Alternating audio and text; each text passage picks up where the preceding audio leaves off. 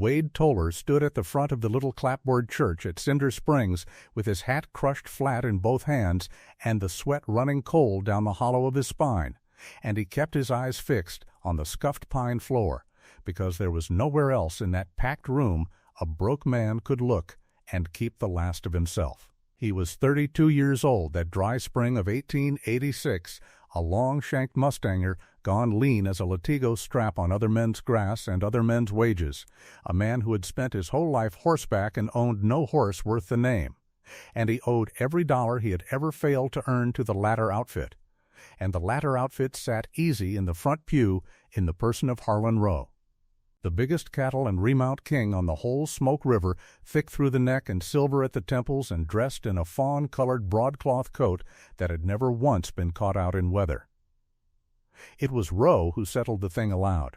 because in that high country it was always Harlan Rowe who spoke first and spoke last, and he did not so much as trouble himself to stand up to do it. "I'll make it plain, Toller," he said, and he threw his voice out lazy and unhurried to fill the room, so that every soul in that church leaned a little forward to catch the shape of it. "You marry the Rourke woman here today, the big Irish girl, the horse trader's odd daughter this county's had its laugh at for 10 years now, and I tear up your paper, every note you've signed to me, clean through. A man ought to start his married life owing nothing to nobody." A low ripple went through the pews at that, and Rowe let it run its course, the way a man lets a rope run before he snubs it, and then he laid the rest of it down soft and flat like a card slid off the top of the deck. "And seeing as it's a wedding," he said, and he was smiling now, the smile costing him not one thin dime, "I'll make the two of you a present of that band of broomtails running loose up in horse thief breaks, every wild head of them, and the breaks along with it, all that broken canyon ground under the rimrock that no cowman ever could hold nor wanted to. Yours, free and clear, both your names down at the clerk's before the week's out." The laughter came then, and it was not cruel exactly, only certain, the comfortable, easy laughter of people who all of them know the same joke and have known it a long while, because every man and woman in Cinder Springs knew horse thief breaks, a wilderness of tumbled canyon and dead-end draw folded up under the north rimrock. 100 square miles of rock and juniper and hidden nothing where the wild horses ran that no rancher on the Smoke had ever managed to gather at a profit, ground so cut up and waterless looking and worthless that the cattle outfits had left it to the coyotes and the wild bands and the wind. And they all of them saw at once, in that one laughing breath, how neat the whole thing was. How Harlan Rowe had wiped a bad debt clean off his ledger and unloaded on the town fool a stretch of broke country he could not have sold nor leased nor given away, and rid Cinder Springs of its oldest standing joke of an unmarried woman. All of it in a single open-handed stroke that made him look like Christian charity itself, while it cost him not 1 cent nor 1 blade of grass he'd ever have. Used. That is the whole of it. Right there in that laughing little church, Cinder Springs, up in the high desert horse country where the Smoke River comes down off the rimrock, in the spring of 1886. And before I carry you one step further along this road, I want to know where you are riding in from tonight. So do me the small kindness of dropping the name of your town down in the comments below, because this story is fixing to travel a great deal farther than any soul in that church would ever have credited, and I would dearly like to see just how far it reaches. And you stay with me now, clear to the last word, because I am not going to stand here and promise you a love story. Love comes into it, in its own slow time and its own small, quiet measure, but that is not the promise, and I will not cheapen it by pretending it is. The promise is this. The big Irish woman standing plain and still at the front of that church while the whole county had its laugh at her was about to take that despised band of worthless wild mustangs and that broken canyon nobody wanted. And out of the two of them she was going to build the finest horse outfit the Smoke River Basin ever saw. And she was going to do it reading nothing but blood and bone and feet and wind, and before she was through, the very men who laughed the loudest at her wedding would stand hat in hand at her sale corral and pay the price she named for the remounts under their own saddles, because she was going to hold the paper on the lot of them. Now let me set it down proper and slow, so that you understand exactly what Harlan Rowe believed he was giving away that morning, and what it was he had truly handed over. Her name was Nell Rourke, and Cinder Springs had been laughing at her a full 10 years in that low, steady, grinding way a small town laughs at a thing it has decided about long ago and no longer bothers to look at straight. She was a big woman. That was the first of it, and as far as the town was ever concerned, the last of it, too. Broad through the shoulder and deep through the chest, and built heavy and strong, standing better than a head over most of the men who smirked at her across the square. A big, boned Irishwoman gone into her middle 30s, with thick, reddened working hands, and a wide, plain, weathered face, and a pair of steady gray eyes, the color of creek ice. Her dark hair already going ash at the temples, and pinned up hard under a flat-brimmed man's hat that she wore without one thought for how it looked. Too big to marry, the town had ruled when she was still a girl of 20-odd, and it had never once in all the years since gone back to look at the ruling again. Too big and too plain and too odd, the horse trader's daughter, the coper's girl, old Finton Rourke's child, that great slab-handed silent creature who could gentle a spoilt outlaw pony that 3 grown men had given up on, and yet could not, it seemed, find herself a husband to save her life. That was the shape of her in Cinder Springs, and the town wore it smooth as a saddle horn from 10 years of handling. But it was the other thing, the odd thing, that the town truly could not place, and so had turned into a joke, the sooner to be rid of the trouble of it, that Nell Rourke talked to horses. Not the way any hand talks to a horse, low and easy to settle it.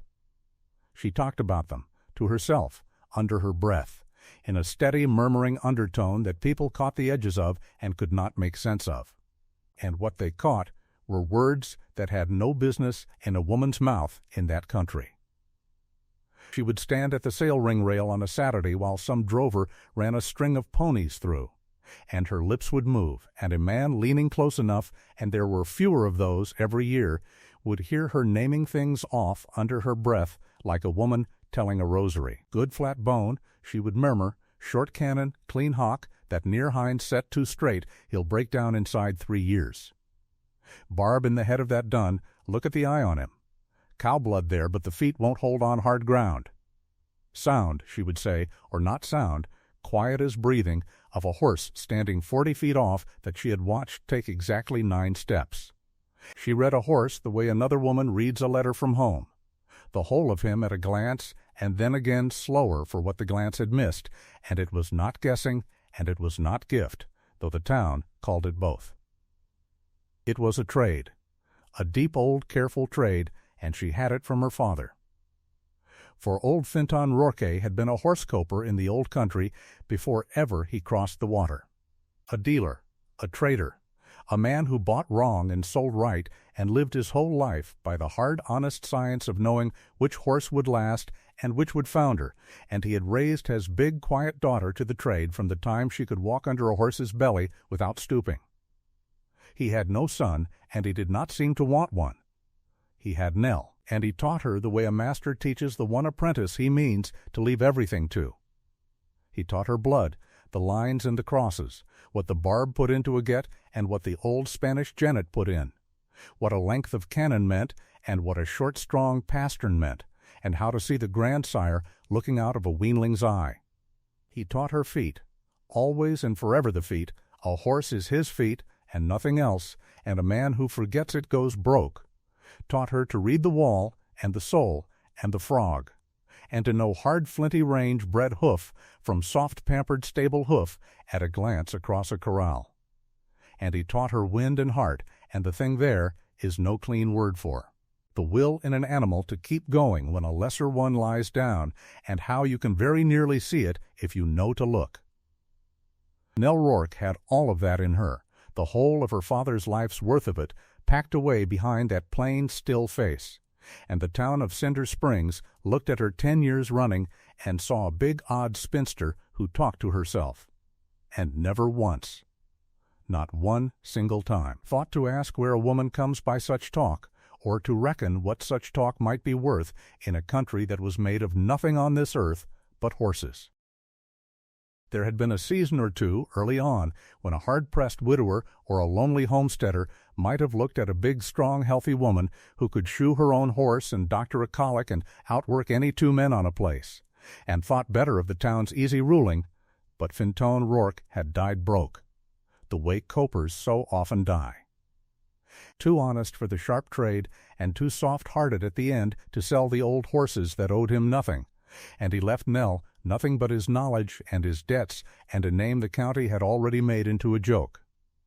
And a woman with no land and no money and a joke for a name, however strong her back and however deep her eye, is a woman a poor man cannot afford to marry. And a proud man will not. And so the years had gone by and closed over her, and she took in the horses nobody else could handle for what little the owners would pay, and gentled the outlaws and the spoiled ones and the mean ones in old Rourke's tumble-down pole corral at the edge of town, murmuring her father's trade under her breath to animals that listened to her better than any Christian in Cinder Springs ever had. And that was Nell Rourke, 35 years old and standing plain and unmoved at the front of the church, on the morning Harlan Rowe made a wedding present of her to a broke mustanger to settle a debt and clear a hillside and raise a laugh. Now understand what Rowe believed he was handing over, because the whole weight of the thing hangs on the gap between what he thought he did and what he truly did. Harlan Rowe was not a stupid man. No man builds what he built on the Smoke River being stupid. But he was a cattleman to the marrow, a grass and beef man who counted his wealth in head of cattle and acres of bottom and the great Army remount contract he held for the whole district, the paper that let him and him alone sell horses to the cavalry at the fort and set the price of a saddle horse across the entire basin for anybody who wanted to sell one. And a cattleman looks at wild mustangs and sees vermin. He sees scrub, chicken-feed ponies, 50 and 60 and 80 pounds of tough, stringy little broomtail that eat the grass a real horse ought to have and lead off his good mares and aren't worth the powder to shoot them. That is what Harlan Rowe saw running loose in horse-thief breaks, a nuisance band of worthless wild blood scrub, a thing of no value that a fool might chase around the rocks for a year and come out the far side of poorer than he went in. And the breaks themselves he saw the same way, as broke, useless country,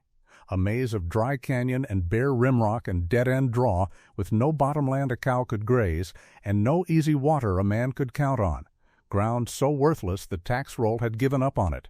a place to lose an outfit in, not to build one. He thought he was giving away nothing. That was the whole beauty of it to him, the reason he could afford to be so open-handed in front of the whole county. He was paying off a bad debt with rocks and vermin, and looking like a king while he did it. But here is what he had truly deeded away, and did not know it, and would not have believed it if you had stood him up in that pew and told him to his face. He had handed a horse-coper's daughter a wild band that carried, running loose and unclaimed in those rocks, the old Spanish barb blood the conquistadors brought north 300 years before. The hard little desert horse bred 1,000 years for flint feet and deep wind, and a heart that would not quit, bred and culled now by nothing but the country itself, by the wolf and the winter and the dry, until every soft one was dead, and only the sound ones were left to run. He had handed her a herd that a fortune had been spent breeding for and could not be bought, and told her it was scrub. And he had handed her, in horse-thief breaks, the one piece of ground on the whole Smoke River that God might have shaped on purpose for the making of horses, box canyons that were catch-pens already built and waiting, rimrock that was fence 1,000 feet high, hidden springs and grass benches folded away where no cowman ever rode to see them, and hard rock underfoot everywhere. The hard rock that ruins a soft-footed stable horse and forges an unshod range colt's hoof into something like iron. He looked at that country and saw waste. Nell Rourke had not yet laid eyes on it, and already, standing there at the rail while they laughed, some part of her that was all her father's daughter was doing the sum, because she had seen the dun stallion of that band once. 2 summers back, watering at dusk at the mouth of the breaks, and she had stood stock still in the sage and watched him drink and read the barb in the set of his head and the bar on his legs, and she had murmured one word under her breath and carried it home and never forgot it, and the word was sound. She did not laugh, of course, and she did not weep, and she did not so much as color up while the church had its fun. She stood there big and still and plain with her hard hands folded in front of her and her gray eyes level on the middle distance, and if you had been standing close enough to see, and near nobody was, they were all of them busy laughing, you would have seen her lips move, just barely, the way they always did, and you would have had to lean in a long way to hear what the odd Rourke woman was saying to herself while the whole county married her off for a joke. She was not praying, and she was not cursing them. She was saying, low and even and certain as a woman counting money, a stud and his mares, running free, bred hard by the country, on ground with water and grass and rock feet, and no man's brand on a hair of them. She was reading her wedding present sight unseen, and she had already, in that first still minute, understood the one thing about it that Harlan Rowe would go to his grave, never understanding, that he had not given her rocks and vermin at all. He had given her a foundation herd and the whole country to breed it in, free and clear, in her own name, at the clerk's office before the week was out. He had made a mistake so large that the size of it would take years to come clear, and it would come clear slow, one number at a time, in a book she had not yet started to keep, and by the time the last number was written down, it would read Harlan Rowe clean out of the country he thought he owned. The little parson got through the words in a hurry, the way a man hurries through a thing everybody in the room finds funnier than he is comfortable with, and he asked Wade Toller did he take this woman, and Wade said he did in a voice like gravel, going down a chute, still looking at the floor, a proud broke man doing the only thing a broke man is ever offered and hating the laughter more than he. Hated the doing of it. And the parson asked Nell Rourke did she take this man, and the room went the smallest bit quiet then, curious in spite of itself to hear the joke of a woman speak, and Nell lifted her head and looked at the lean, sunburned stranger they had tied her to, looked at him straight and steady and unhurried the exact way she looked at a horse she meant to keep, taking the whole of him in at a glance, and then again slower for what the glance had missed. The good flat bone of him, the quiet in his hands, the way he stood a hard life without breaking, and something in the plain gray level of that look made the man beside her raise his own eyes off the floor for the first time that morning and meet it. And she said, I do, clear and low and without one tremor in it, and there was a thing under the 2 plain words that stopped the last of the laughter in more than one throat, though not a soul in that church could have told you what it was. Then it was done, and it had cost Harlan Rowe nothing. And he rose up out of the front pew well satisfied and shook the hand of the man he had just ruined into a marriage, and told him with that same cheap, easy smile to enjoy his broomtails, and walked out of the church into the bright, dry morning, a debt lighter and a hillside cleaner and the biggest man on the Smoke River still. And the county filed out after him well pleased with the morning's entertainment, and by noon the joke was all over Cinder Springs. And men were laughing about it in the livery and over the store counter and along the corral rails. The neatness of it, the perfect economy of the thing, old Rowe marrying his bad debt off to his worst piece of ground and throwing in the crazy Rourke woman to sweeten. The jest. They laughed, and they went back to their own affairs, and they forgot it, the way a town forgets a joke once it is finished with it. But out on the North Road, in the long slant of that same afternoon, 2 people rode away from Cinder Springs that nobody in the church had thought to watch go. A lean, silent, broke man on a borrowed horse, riding with his shoulders hunched under 10 years of debt now paid off in humiliation, and beside him a big, plain, quiet woman sitting a raw-boned mare easy and straight-backed and unhurried. Riding up toward the Rimrock and the Broken Canyon country the whole county had just laughed at her for owning. And where the road bent and lifted toward the high ground, Nell Rourke drew rein a moment and sat looking off north and east to where the land broke away into the tumbled, shadowed maze of horse-thief breaks, purple and gold in the falling light, and she did not see waste ground there, and she did not see a joke. She sat still in the saddle, with her creek-ice eyes moving slow across the rimrock and the canyon mouths and the far dark line where she knew the water had to run, reading her new country the way her father had taught her to read it. And her lips moved, barely. And the man beside her heard it and did not understand it, and would not for a good while yet. Then she gathered the mare and rode on toward the breaks, toward the wild band and the broken canyons and the whole worthless kingdom Harlan Row had given away with a laugh, and the light went down gold ahead of the two of them, and behind them the town told its joke and slept. They did not speak on that long ride up out of Cinder Springs, because there was nothing yet that either of them could have said that the other would have believed. Wade Toller sat the wagon seat with his hat pulled low and his hollow eyes fixed on the ears of the borrowed team, a man riding away from the worst hour of his life into ground he already reckoned worthless. And beside him Nell Rourke sat straight and easy and quiet, with her big reddened hands folded in her lap, and she watched the country come up around them the way another woman coming home from her own wedding might have watched a lit ballroom, taking the whole of it in and missing nothing.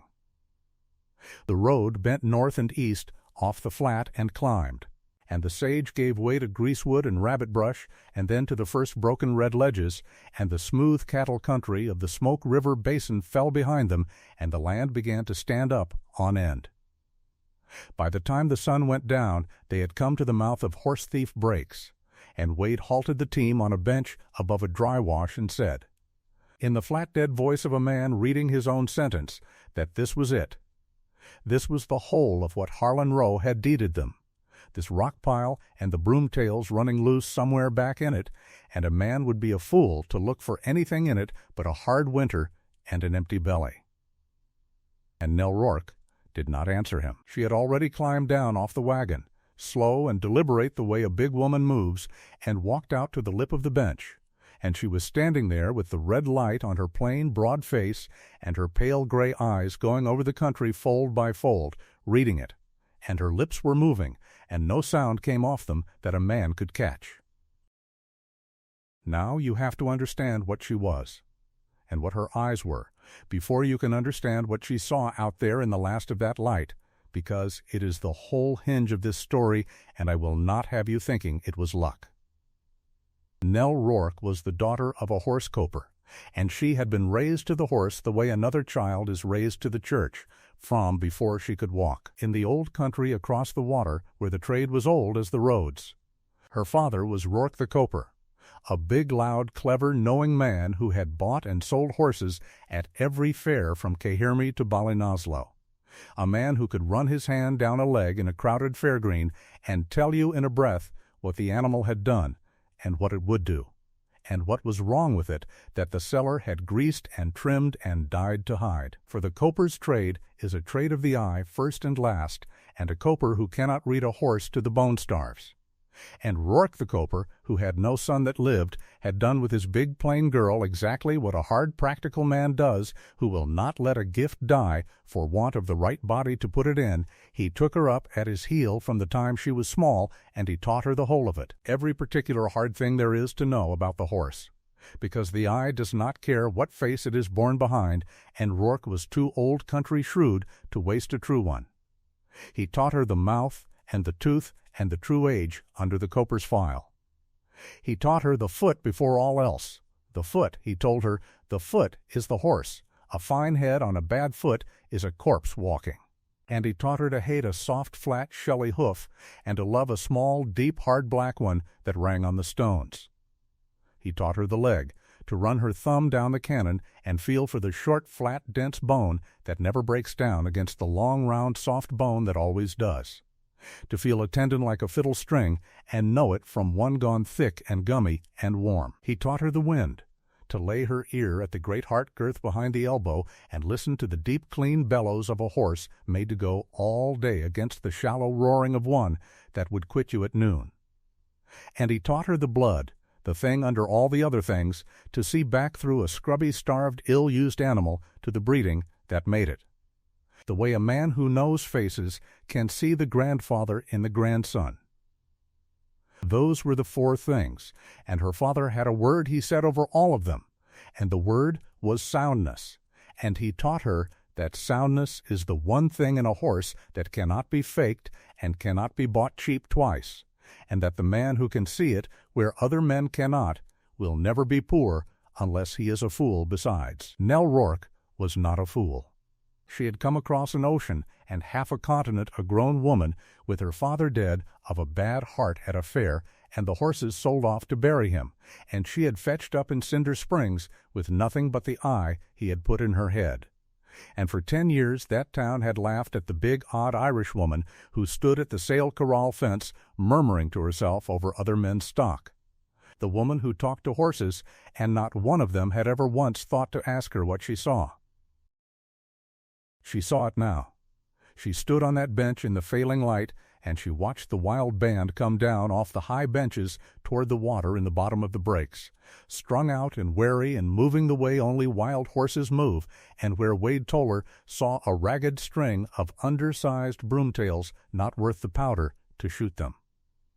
Nell Rourke saw 300 years of the hardest culling God and the country between them had ever done. For these were not the leggy, soft eastern horses that Harlan Rowe pastured on his flat Smoke River grass and sold to the army by the carload. These were the old wild blood of the desert, the get of the Spanish horses that had gone loose off the ranchos and the pueblos generations back, and had been bred ever since by nothing but the wolf and the winter and the dry, hard ground, so that every soft one and every slow one and every unsound one had died childless, and only the iron had been let live to breed. She read them as they came, quick and sure, the way her father read a fairgreen, small, yes, close-coupled and short-backed and rough-coated, and none of them over 14 hands, town ugly by the measure of a man who wanted a tall, shining carriage horse, but deep. Every one of them deep as a barrel through the heart girth where the wind lives, and short and flat and clean in the cannon, and standing up on little upright unshod feet that had never known iron and never needed it, feet worn hard as flint on the rock they lived on. Chicken-feed ponies, the town said. Caius's scrub Nell Rourke stood on the rim and read soundness on every side of her. The very thing her father had told her could not be faked, given away for a joke by a man who had never in his life learned to see it. And then the stud came down last, holding the rear the way a band stallion does, and she went still all over the way she used to go still as a girl when a real horse walked onto the green and her lips stopped moving. He was a dun, not the washed muddy yellow of a common horse, but the old deep smoke gold of the ancient blood, dun clear down to the hard black points, and down the whole length of his spine from mane to tail ran a single unbroken black line. The dorsal stripe, the old mark, and when he swung broadside to snuff the wind, she saw the barring on his legs above the knee and the hock, the faint dark rungs like the shadow of some far older animal laid over him. Her father had shown her that mark once and only once, on a wall in a book a gentleman had, and had told her what it was, the primitive marking he called it. The brand the oldest blood in the world puts on its own, the barb and the Spanish horse the Moors carried into Spain and the Spanish carried into this country. And any horse that wears it true, he said, is carrying blood older than any stud book a lord ever kept. And here it was walking loose and wild in a canyon that Harlan Rowe had thrown away as worthless. A Spanish barb stud marked with the dorsal stripe and the leg bars, deep-winded and flint-footed and sound as a struck bell, king of a band of the toughest little horses on the high desert. And Nell Rourke stood on the rimrock in the dark, with her heart going hard and slow and new, the way you know a thing you have waited your whole life to be sure of, that Harlan Rowe had not handed her a joke at all. He had handed her a foundation. She did not sleep much that first night, and when the gray came she was up on the highest rim she could reach before Wade was well awake. And now she turned the eye her father gave her off the horses and onto the ground itself. Because a horse coper's daughter knows that blood is only half the trade, and the other half is the ground that keeps it. And she read Horse Thief Breaks that morning the way a builder reads a house he has walked into to find it already standing and finished and waiting on him. Look at it, she said, half to Wade and half to the country and half to the dead man who had taught her, "Look what has been built here."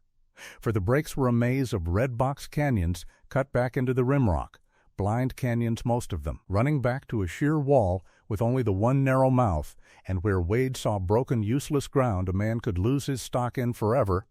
Nell Rourke saw catch pens, natural corrals with 3 walls already up and a gate a man need only learn to close, pens God had blasted out of the rock before either of them was born, made to funnel a running band into and hold it. She saw the high grass benches under the rims where the band drifted to feed, sheltered out of the worst wind, and she named them foaling grounds, ground where a mare could drop a colt out of the weather and the wolf both. She walked Wade to the head of a canyon and showed him the dark seep low in the rock, and the way the grass stood a shade greener and taller over it, and told him there was water back in these breaks that never showed on the flat and never failed. Hidden springs the whole basin did not know were there, the reason the band could live here year-round where the cattle could not. She showed him the rim rock itself, running for miles unbroken, and she called it fence, a fence 100 foot high that cost nothing and never rotted and never blew down. And she stamped her boot on the hard red stone and told him the thing her father had drilled into her past forgetting, that hard ground makes hard feet, that the very rock the town cursed this range for was the thing that had worn those little wild feet to flint and would go on doing it forever, that a horse raised soft on soft eastern bottomland goes lame the first hard mile, and a horse raised on this rock is shod by God and never goes lame at all. A cattleman looks at horse thief breaks and sees ground that will not hold a cow, she told him, and he is right, it will not. But it was never made for the cow. It is a horse ranch, Wade, already built, standing here finished and empty and waiting 100 years for somebody with the eye to walk into it, and a man gave it to us for a joke. Wade Toller heard all of this out of a woman he had been married to for one day, standing on a rock in the cold with an empty belly, and he did not believe a word of it. I will not pretty that for you. He had run Mustangs himself, hard and broke and alone, before rose paper ever swallowed him, and he knew what wild horses fetched, knew that a green broke-range bronc brought a few dollars if you could find a fool to buy it, and nothing at all if you couldn't, and that the whole basin was already thick with more scrub ponies than any man wanted. He heard his new wife naming Spanish kings and God's own horse ranch out of a canyon he knew for a fact nobody had ever made $1 off of, and what he felt, mostly, was a tired, sick shame. The shame of a broke man watching the one person left in the world who was tied to him turn out to be as touched as the town had always said. The woman who talked to horses gone to talking to rocks now, the two of them married in a joke and deeded a joke and about to starve on it come winter, while the whole of Cinder Springs laughed itself sick at how neat it had all. Worked out. He said as much, in the flat few words he had, that first morning and the next, that they had no money and no cattle and no crop and no earthly thing but a canyon full of chicken feed ponies not worth the rope to catch them, and that dreaming pretty over it would not fill a plate. And Nell Rourke let him say it. She never argued the count with him, not once in those first days, the same way she had never argued the town's count of her in 10 years. Because she had learned young that a person who cannot yet see a thing is not moved 1 inch by being shouted at, and that the only argument worth making is the thing itself, done, laid down on the ground where the eye cannot deny it. So she let him grumble, and she set him to work. For the reading was only the beginning, and Nell Rourke was her father's daughter in this above all, that she did not believe a thing was real until it was written down and built up with the hands. On the second night, by the light of the little fire, she unwrapped from its oilcloth the one thing of value she had carried across the world, which was not money and not jewelry, but a book, her father's own horse book, a thick, worn ledger bound in cracked leather, its early pages close written in Rourke, the coper's big slanting hand, with the blood and the make, and the price of 1,000 horses bought and sold at fairs, now 30 years gone, and better than half of it still blank. And she took a stub of pencil, and she turned to the first clean page, and she began, that night, the book that would carry the whole of this story to its end. She did not write dreams in it. She wrote what she had read. She wrote the dun stud first, his color and his marks, the dorsal stripe and the leg bars, his make, his feet, her guess at his age and his blood, and under him she began to set down the mares one at a time as she came to know them on the benches. This one deep and short-backed and worth breeding. This one long in the pastern and to be culled. This one with a good hard foot and a bad eye. Page by careful page, blood and feet and wind, the 3 words her father had left her, entered honest and entered true. It was a strange thing to see, if you had been there, a big plain woman in a canyon in the dark writing a ledger over a band of horses she did not own one hair of and had not laid a rope on, keeping books on wild stock as gravely as a banker, and her husband watching her over the fire and plainly thinking her madness had found its final shape. But that book was the realest thing in horse thief breaks. Everything that came after, every horse, every dollar, every hard receipt this story is going to hand you before it is done, was in that ledger first. In pencil, in a dead man's book, page by page of blood and feet and wind, before ever it stood up in the world. And then the reading set down. She built. She walked the breaks 2 more days until she found the canyon she wanted, a deep blind box with one narrow throat of a mouth and good sign that the band watered and drifted through it, and she told Wade they were going to close it, not with money they did not have, and not with sawn lumber 100 hard miles off, but with the 2 things the country gave them free, which were brush and stone. She showed him what she meant, and I want you to see it, because this was the first thing O'Rourke ever built on that range and the pattern of everything she built after. Across the throat of the canyon, back where the walls pinched close, they raised a fence. Not a straight cattleman's fence, but a wing trap. A great shallow V of 2 long wings running out from the narrow gate wide and wider toward the open ground, so that a band driven up the canyon would be gathered and funneled by the closing wings without ever knowing they were fenced at all until the throat had swallowed them. They dry laid the low base of it in stone they prized out of the rock and carried and fitted by hand. Wall enough to turn a horse that shied against it, and above the stone they raised it high and dark and solid-looking, with dead brush and cedar and greasewood dragged in and woven and piled, until from a running horse's eye it read as a wall it would not try. It was brutal work, the hardest kind,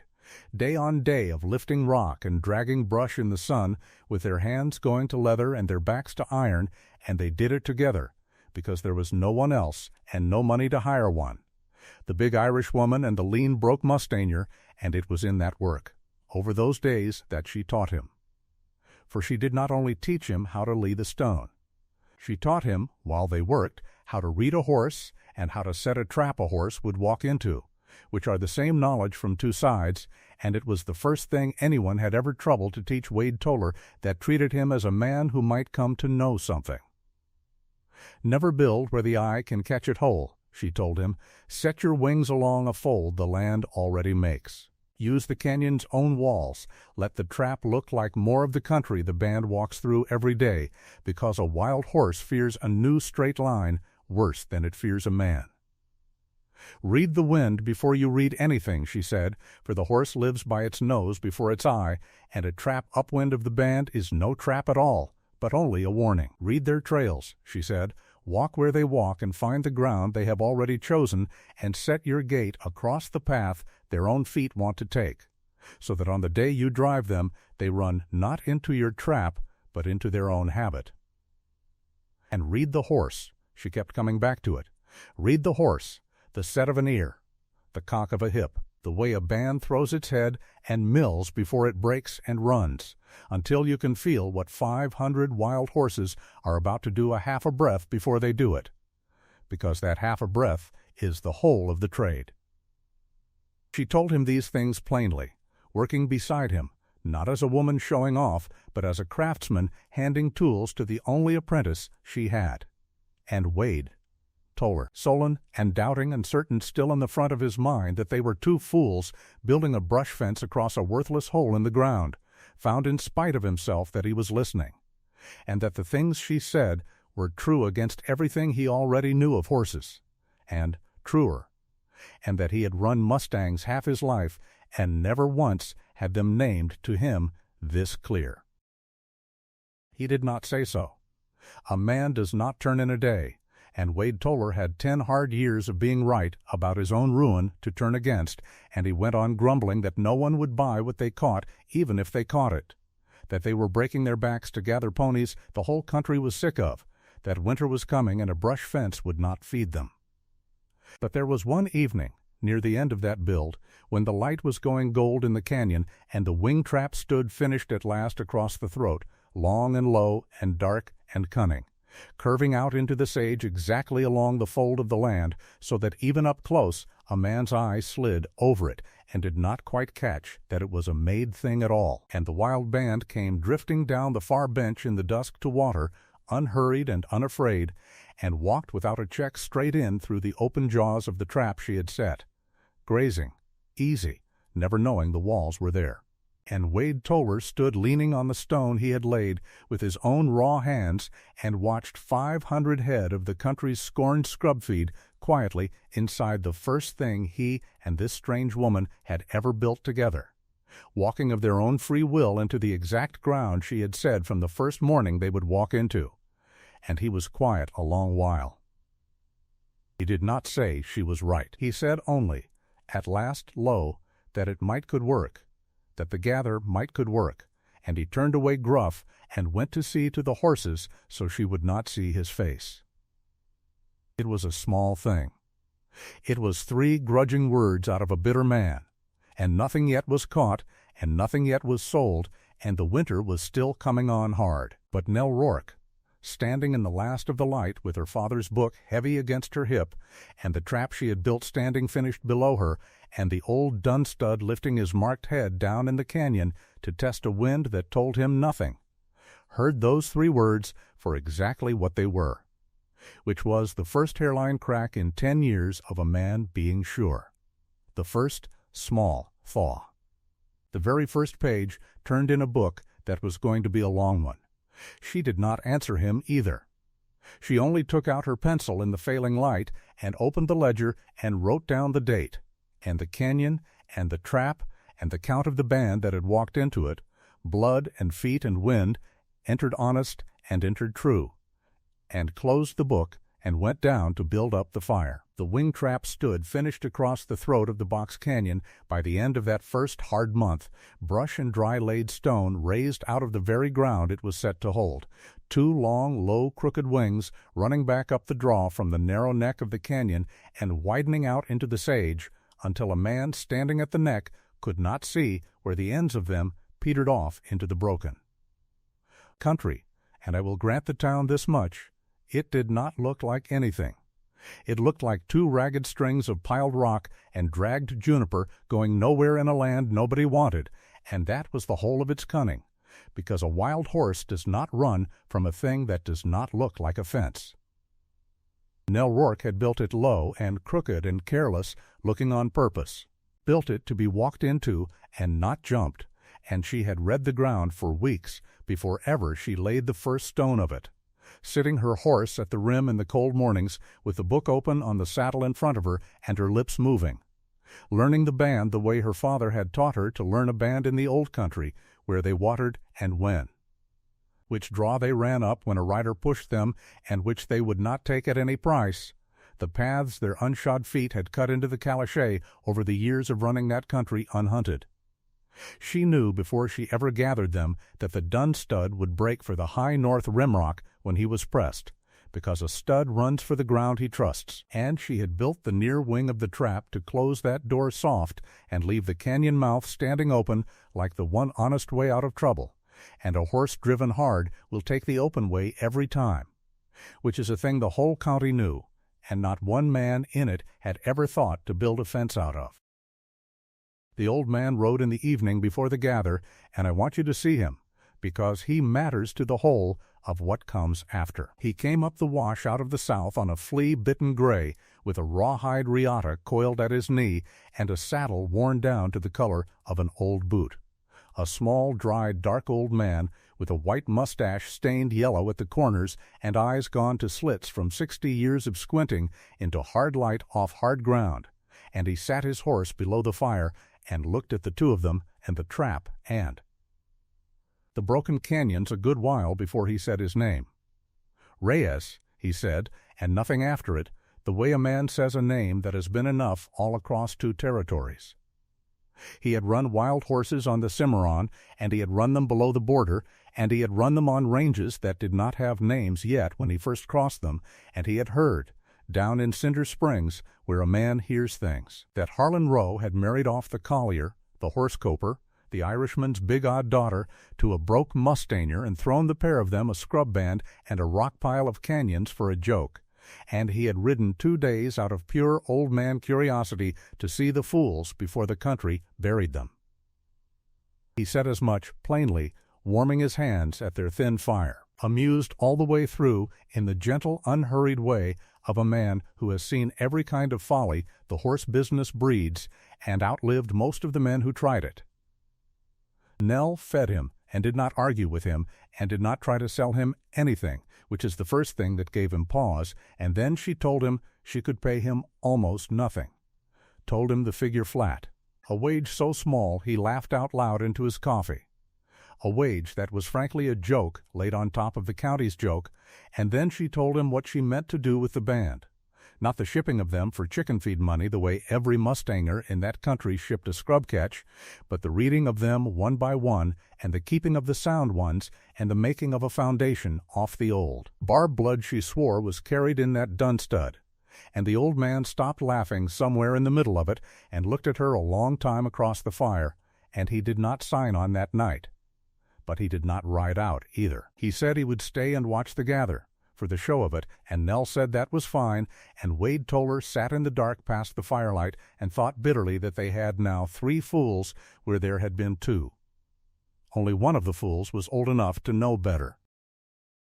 They gathered at first light 2 days after, and I will tell you plainly there is danger in it that the drawing rooms never learn, because a gather is done at speed over ground that will kill a horse and the man on him without any malice at all, just rock, and a misplaced foot, and the long fall after. Reyes rode the far wing on his flea-bitten gray, and Wade rode the near ground below the rimrock where the danger lived. And Nell put herself at the mouth of the whole thing on a stout, close-coupled horse she trusted,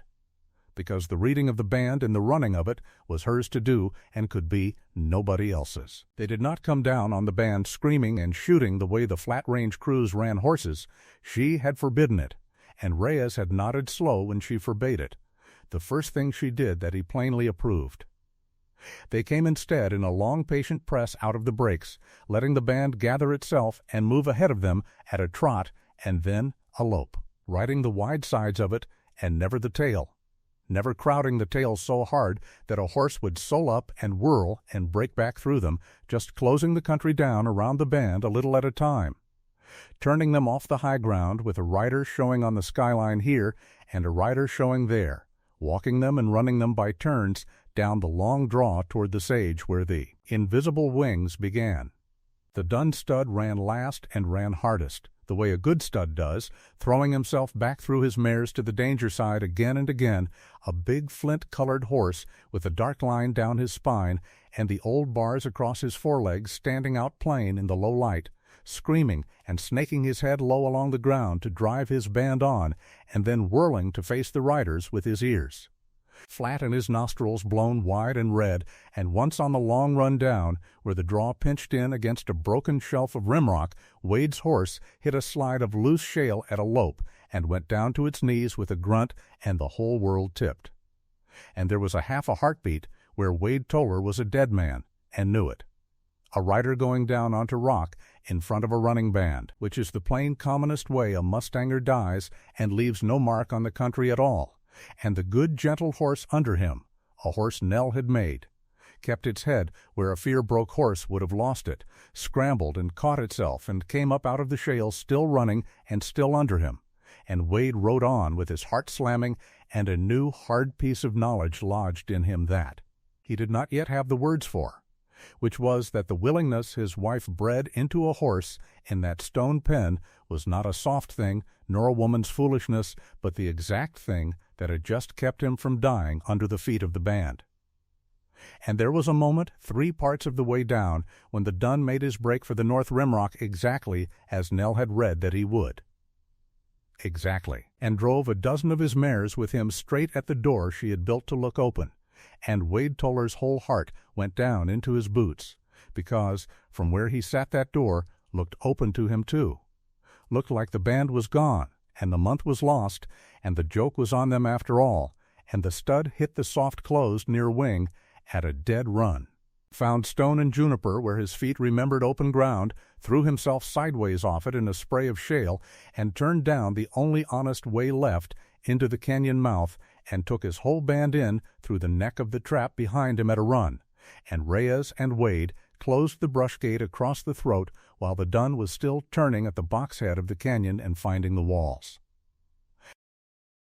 The old man sat his gray at the closed gate and looked into the trap at the band milling and blowing in the dust, with the dun stud tearing along the rock face at the head of them looking for the door that was not there, and then he looked at the big woman coming up quiet on her stout horse, not galloping, not whooping, coming up to her caught horses the slow way you come up to a thing you mean to read and not to fright, and something moved in the old man's dried face that had not moved in a long time. Because here's the thing the whole county had wrong, and Reyes had it right inside of an hour. A scrub catch and a foundation herd are the same horses standing in the same dust, and the entire difference between them lives in the eye of the one who reads them. Any mustanger in that basin could have caught that band. Every one of them would have looked into that trap and seen 40 head of chicken feed ponies, wild scrub to be shipped in a bunch to the nearest buyer for $1.50 a head, and good riddance, and would have been right by the only measure the county kept, which was Harlan Rowe's measure. Nell Rourke climbed down off her horse and went along the outside of the trap on foot with the book open in her hand, and she read them one at a time. She read them the way she read Rock and Water, slow and under her breath, and she culled them as she read. That one there, the ewe-necked bay with the long, weak pasterns and the feet that would go to pieces the first dry summer under a load. Cull. Ship him. He is exactly what the town thinks the whole band is. That coarse-headed roan with the cowhocks and the shallow heart girth, no wind in him to speak of, cull. But the mouse-colored mare standing quiet in the middle with the deep, short cannon bone and the round, black, unshod feet worn to horn like river stone, the mare with the wide-sprung ribs and the low-set hocks and the eye that watched Nell reading her without going to pieces about it. That one she marked in the book, a keeper, a foundation mare, the kind of mare you build 100 years of horses on if God gives you the sense to know her when she is standing in the dust looking like nothing. And the brown with the old white saddle mark that meant she had been handled once and run off or turned loose, wise and sound, and 8 years old and carrying the same short hard bone. Keeper, and the blue mare, and the 2 young sound fillies out of the same cut, and the good boned dun daughters of the stud that carried his dark line down their backs. Keepers, every one marked in the running ledger with a word for her blood, and a word for her feet, and a word for her wind. The 3 things Nell said were the whole of a horse, and the town had never learned to look at even one of them. Out of 40-odd head she culled better than half to the scrub pile and kept the rest, and she kept the stud above all, the dun himself. Because the old Barb blood she had read in him from the rim was true, she was certain of it now, with him blowing and furious 10 feet from her at the fence, the short, deep sound, boned Spanish horse that had come up out of the borderlands 100 years before. Her and gone wild and grass-hardened in a country of hard rock and hard winters until he was exactly the horse this frontier needed and did not know it wanted. Reyes came and stood at the fence beside her while she read, and he named a mare before she got to it, quietly, the mouse-colored one, put his chin at it, and said, "Asa, that one." And Nell said, "Yes, that one," and the old man nodded, and that was the whole of his hiring. He never again mentioned the wage. He had run wild horses for 60 years for money, and he signed on with her for almost none of it, because for the first time in a long life he had found somebody who saw the horses the way he saw them. And a man will follow that further than he will ever follow money. And Reyes followed it to the end of the story, and past the end of it, hers past any question of wages from that hour at the fence. Now the keeping was one thing, and the gentling was another, and the gentling is where Nell Rourke's whole method stood up plain against the country's, and I want you to mark the difference, because the difference is the empire. The way they broke a horse on the flat range below her was the way it had always been done in that country and most others. You roped him, and choked him down, and snubbed him hard to a post until his eyes rolled white. You eared him and blindfolded him and sacked the fight out of him with a slicker while he trembled.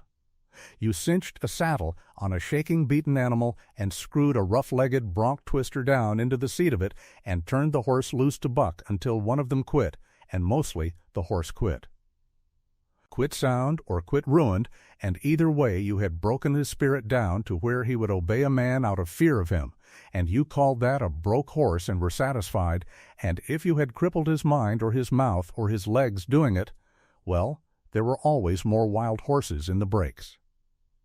Nell did not do one part of that. She built a round pen of the same dry-laid stone and brush, and she put a horse in it alone with her. And then she did the thing the county could never have been made to understand was work at all. She waited. She stood quiet in the middle of the pen and let the horse run the fence and blow and sweat and learn across an hour or a day that the big quiet woman in the center was not going to hurt him. And then she read the moment his eyes softened and turned toward her, and she gave him the whole of the pen and turned her own back to him.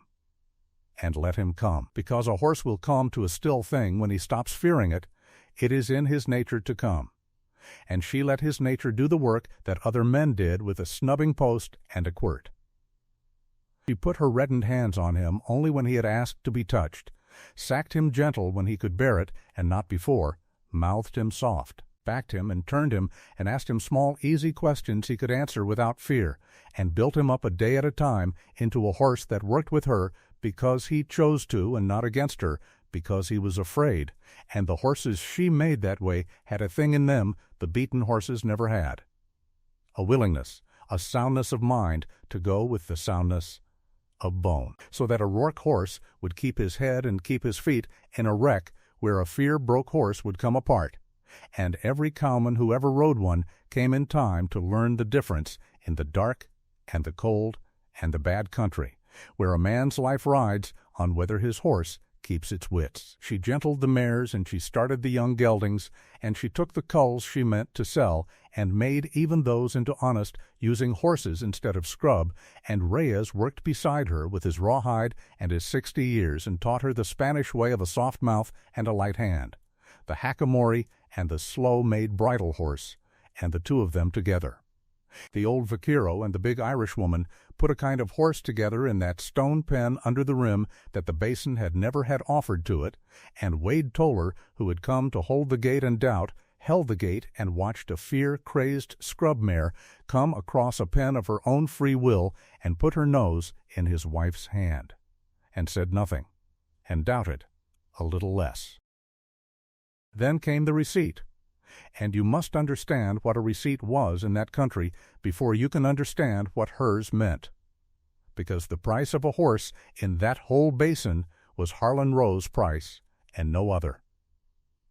Rowe held the Army remount contract for the district, the paper that said the cavalry bought its horses through him and at his figure. And a remount contract in horse country is a thing very like a throne,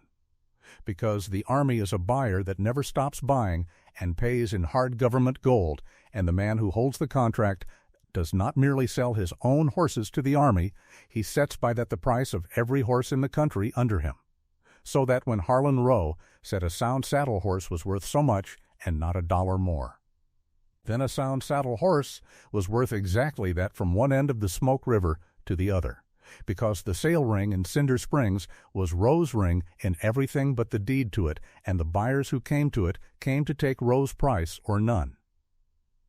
That was the grip he had on the country, quieter than a gun and harder to break. And it was the grip that had made the deeding of a scrub band to Nell Rourke such a fine joke, because everyone knew that whatever she caught in those canyons she would have to sell into Rose Ring at Rose Figure, and Rose Figure for wild-caught scrub was chicken feed, and always would be. So Nell did not take her first string to Rose Ring at all. She took the culls she had made into honest using horses, a first string of a dozen sound well-broke cow horses that would neck rein and stand ground-tied and hold a rope steer and keep their heads in rough country. Horses with a willingness bred and gentled into them, and she and Wade drove them the long way around the basin to the small outfits,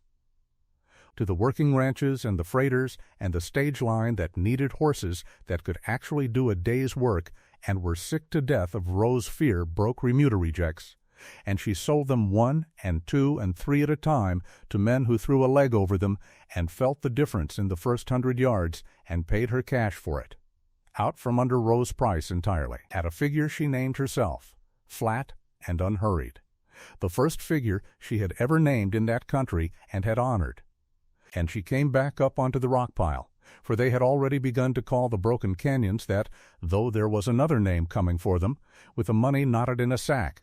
And she sat down at the fire and opened the book that until that night had held nothing but blood and feet and wind, pages of reading and no reckoning. And she wrote the first real number into the tally of it in her own steady reddened hand, the first hard receipt, the first dollars the joke had ever earned, small money against what was coming, but the first true weight on her side of the scale. Wade watched her write it. Reyes watched her write it. And down in Cinder Springs, where a man hears things, they were beginning already to hear this thing, that the fool woman up in Horsethief Breaks had caught a scrub band nobody wanted and had not shipped it for chicken feed like a sane mustanger, but had somehow made a string of cow horses out of it that hard men were paying cash for out from under Harlan Rose Ring, and the basin turned that over slow and did not believe it and could not quite let go of it either, and began, in the low first way that whispers begin, to whisper. The whisper that had gone round the basin after the first string sold was still only a whisper when the weather changed, and Nell Rourke, who trusted a whisper about as far as she trusted a soft winter, was already reading the change off the rock a full month before the first man in Cinder Springs thought to button his coat. She could read weather the way she read everything, by the small honest signs that lie under the loud false ones, and the signs that autumn ran all one way. The wild band drew down out of the high benches of Horsethief Breaks earlier than a good year would have moved them, and packed themselves deep into the sheltered box canyons of their own accord, the Dunstud pushing his mares before him into the very traps she had read for shelter the first day her boots ever touched the ground, and a wild horse that has run a range 10,000 years does not go early to cover for nothing. The pronghorn came off the flats and stood along the lower breaks in the wrong month. The cottonwoods down along the Smoke River threw their leaves in a single hard week and stood bare and early against a sky that had gone the flat pale color of old iron. And in the mornings the Seep Springs low in the shaded rimrock smoked in the cold air like kettles, running on cold and open the way her springs always ran, while out on the wide flat range the standing water skinned over with ice at dawn and did not always clear by noon. Nell walked out into the gray each morning with the horsebook against her hip and the Dunstud lifting his head to watch her come, and she put her bare hand flat on the north stone and felt the cold already deep in it, deep the way it should not have been so soon. And she came back to the low fire she and Wade kept in the mouth of the home canyon and said, quiet, in the flat steady voice that never carried any hurry in it, that the winter coming was a killing one, and that they had maybe 6 weeks to be ready for it, and that she meant to use every hour of the 6. Old Reyes felt it too, and Reyes had run wild horses on 2 ranges across 60 hard years and had wintered stock on ground that had killed better mounted men than Harlan Rowe, and when he finally spoke of it, he spoke in the slow, careful way of a man naming a thing he did not want to have named right. "Too little wet gone into the ground all the fall," he said, squinting up at the closed iron sky from under the flat brim of his old hat, and the grass cured, standing instead of grazed, brittle and pale, and full of nothing, and the sky with the shut look on it of a thing that had made up its mind. He had seen this sky before, he said, twice, far south and long ago, and both times the range had been swept as clean of horses by the spring as a floor is swept by a broom. And he told her the year of it in Spanish under his breath, and crossed himself once, unhurried, the way an old man crosses himself over weather he respects. And then he looked at the box canyons packed with the drawn-in band, and at the dun-stud standing sound and shaggy and grass fat at the head of his mares, with the winter coat already come in thick and dark over the dorsal stripe, and at the flint, hard, unshod feet of them planted easy on the dry stone. And whatever the old vaquero reckoned behind his squinting dark eyes, it did not end in fear thee. Way the town's reckoning would have, for he had herded too long in too hard a country to be afraid of a winter when he stood on the one ground in the basin built to beat it. He only nodded once, slow, and went to sharpening the axe. They spent the 6 weeks the way Nell spent every hour that mattered, without waste and without doubt, and the work they did was the plain hard work of a hill horseman making a country ready to hold life against the weather. She had chosen her wintering canyons the way she chose everything, by reading and not by guessing. 3 deep box canyons opening south and east off the main break, each one floored with cured bunch grass and blown sand, each one fenced along its high side by the sheer rim rock that broke the north wind clean over the top and let it pass, each one watered at the head by a seep that ran cold and open out of the shaded stone and never froze, because the deep earth warmth carried it up faster than the cold could catch it. God had built the horse ranch already, she had said the first week, and all a body had to do was read which room was for which season, and now she went room by room and made each one ready. She and Wade and the old man mucked the sheltered floors and laid them thick, with dry grass hauled down from the high benches while the hauling was still good. They dry-laid low walls of the loose stone across the windside gaps where a canyon mouth let a draft curl in, stone on chosen stone, and never a dab of mortar. Each rock turned in her strong reddened hands and tried and fitted so its own weight held it and no gale could pull it, the same craft her horse-dealer father had put into her hands in the old country before she was tall enough to see over. A hurdle. They cut and stacked what wood the breaks would give against the little stone shelter she meant to nurse the weak ones in, and she read the band one last time, head by head before the snow, going down the canyon slow on her flat, certain feet with the horse book open, marking which mares were carrying and how far along, for the dun-stud had covered near all of them through the spring past, and the foals would drop in the tail of this hard winter, in the cold, in the traps, and she wanted every one of them accounted for on the page before the weather took the reading out of her hands. Blood, feet, and wind she wrote at the head of each mare's line the way she always wrote it, and under the wind of this one and the feet of that one she set down the month the foal was due, and she closed the book and put it away against her hip and said they were as ready as hands could make them, and 2 days after that the sky came down. It came the way the killing storms come on that high desert, not as snow first, but as a green-black wall standing up off the north, with a wind in front of it that laid the sage flat and drove the grit sideways and dropped the cold through a man's coat like water through a sieve. And then the snow, fine and hard and flying level, so thick inside the first hour that Wade could not see the far wall of the home canyon from the shelter door. And out on the wide flat range, where the great outfits ran their remudas and their remount bands across the good open grass that everybody in the basin envied, there was no rimrock and no box canyon and no seep that would not freeze. There was only the naked flat and the wind with nothing in all the world to break it between the North Pole and the throats of the horses, and out there, in the first dark hour of it, the dying began and did not stop for 3 days. Here is the thing the flat-range men had never troubled to learn, being men who had always had the good grass and never had cause to think past it. A horse does not freeze so easy as a man supposes. A sound horse with the right coat on its back and a full belly under its ribs will stand a deal of cold, will turn its tail to a blow and paw down through a foot of snow to the cured grass beneath and feed itself and live. But that is a range horse, a grass-hardy horse,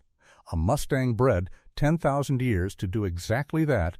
and nothing else. The horses that stood out on the flat that night were not those horses. Harlan Rowe held the Army remount contract for the whole district, and he had built his remount bands the way the barons all built them, up off imported Eastern blood, big soft-boned, pampered stock bred for the look of them and the size of them, horses raised on hay forked to them in the tended pasture and grain poured into the trough. Horses that had never in their coddled lives learned to rustle a living out from under snow, because no snow had ever stood between them and a full manger. They had the thin skins and the fine short coats of easy country. They did not know how to paw, or knew it too late and too weak. And when the manger did not come, and the hay sled could not move in the drifts, and the wind stood on them hour on hour, with the cold going down to 40 below the naught, they drifted before it blind the way soft stock drifts. And they piled into the fence corners for the little warmth of each other and smothered the ones underneath, and they broke through the ice of the frozen tanks, reaching for water that was iron all the way down. And they went down along the drift fences in windrows, and the herders who rode circles in the white until their own hands froze to the reins could do not one thing about any of it but count what the storm had taken, when at last the storm let them count. The anchor of the sheep country had lost lambs by the hundred in a storm like this one. The horse barons of the Smoke River lost horses by the hundred now, grown horses, sound-looking, valuable horses. The pride and the capital and the very contract stock of the greatest outfits in the basin, dead in windrows on the best grass God ever floored a country with. Because good grass in July feeds nothing at all in a January blizzard, and a horse that cannot winter itself is only a fine-looking way of storing up a loss against the first hard year. And in the box canyons of horse thief breaks, it was another world. And that other world was the whole of what Nell Rourke had bought when she knelt on the cold rimrock a year gone and read the shelter the barons could not see. The wind came howling flat across the top of the breaks and struck the rimrock and passed clean over the sheltered floors and never touched the band at all, so that a mare stood in the lee of that stone wall in a stillness while 40 feet above her head the gale tore by. The seeps ran on cold and open at the canyon heads through the whole of it and never once went to iron. So there was water to drink when the flats were dry as bone. And the wild band did the thing the wild band had always done, and the soft stock could not. They pawed. They put their flint-hard, unshod feet down through the snow to the cured bunchgrass that Nell had wintered them onto on purpose, and they fed, and the winter coats that had come in thick and deep over their grass-hardy hides turned the cold as a good roof turns the rain. And the dun stud walked his mares from feed to water and back, and held them close in the shelter with the old wild wisdom bred into the marrow of him, and they came through. Not just alive, hard and fat and easy, ribs covered and eyes bright, standing the killing weather the way their 10,000 years of grandsires had stood it on this same rock, while 3 miles out on the flat the finest remount stock money could import from the east lay dead in the drifts along Harlan Rowe's fences. But it was the foaling that made the count one that got told for years, and it was the foaling that finished the turning of Wade Toller. For the dun stud's first colts came in the tail of that storm, dropped in the cold into the very traps Nell had read for it, and a foal is a tenderer thing than a grown horse, and the pulling of a hard one in a snow-choked canyon at the black of night is work that leaves no room in a man for calling anything a joke. They worked it, the 3 of them, 4 days and 4 nights, with hardly an hour's sleep laid end to end among them. Nell went down the canyon slow and low with the horsebook knowledge of every mare in her head, knowing which old broad-hipped matron would foal alone and clean in the lee of the wall, and which nervy young one carrying her first would want watching. Humming that tuneless, steady sound low in her chest that told the frightened animals the world was still holding, and she set the near ones where the stone gave back what little warmth the pale day had put into it, and she left the sure ones be and never wasted a step. When a foal came slow and wrong, she went in after it with her broad hand, the way her father had taught her 40 years gone, easing a bent leg forward in the mare,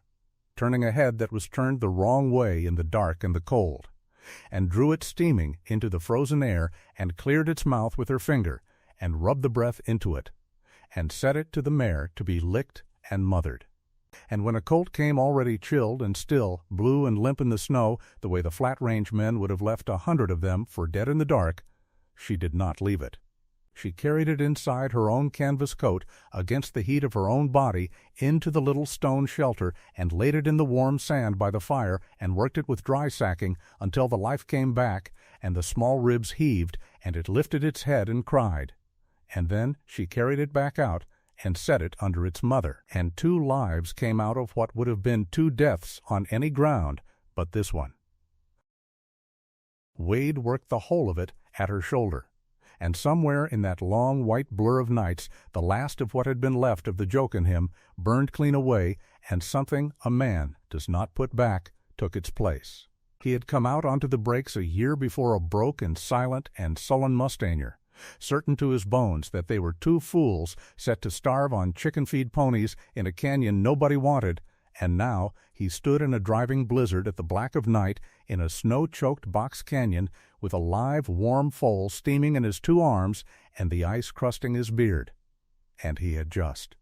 with his own big raw-boned hands, pulled that foal wrong way out of a straining first-time mare, because Nell had shown him how across the last 4 nights, the way she showed him everything, and he had rubbed the breath back into it himself when it came still, and it had lived, and it stood now wet and swaying and alive against its mother's flank in the shelter of the rim. And a man cannot do that thing with his own hands and see it come true, and go on afterward saying the thing was ever a joke. He had married a woman as the whole county's cruelest laugh, and he understood now, all the way to the bone and for good, that he had not been handed a ruin and a fat spinster to share it with. He had been handed the one person in the whole basin who had known, from the first cold morning, exactly what the ground was and exactly what to do on it, and he had very nearly been too ashamed and too sullen to see it. He said none of that. He was not a man who could have found the words if his life had hung on them.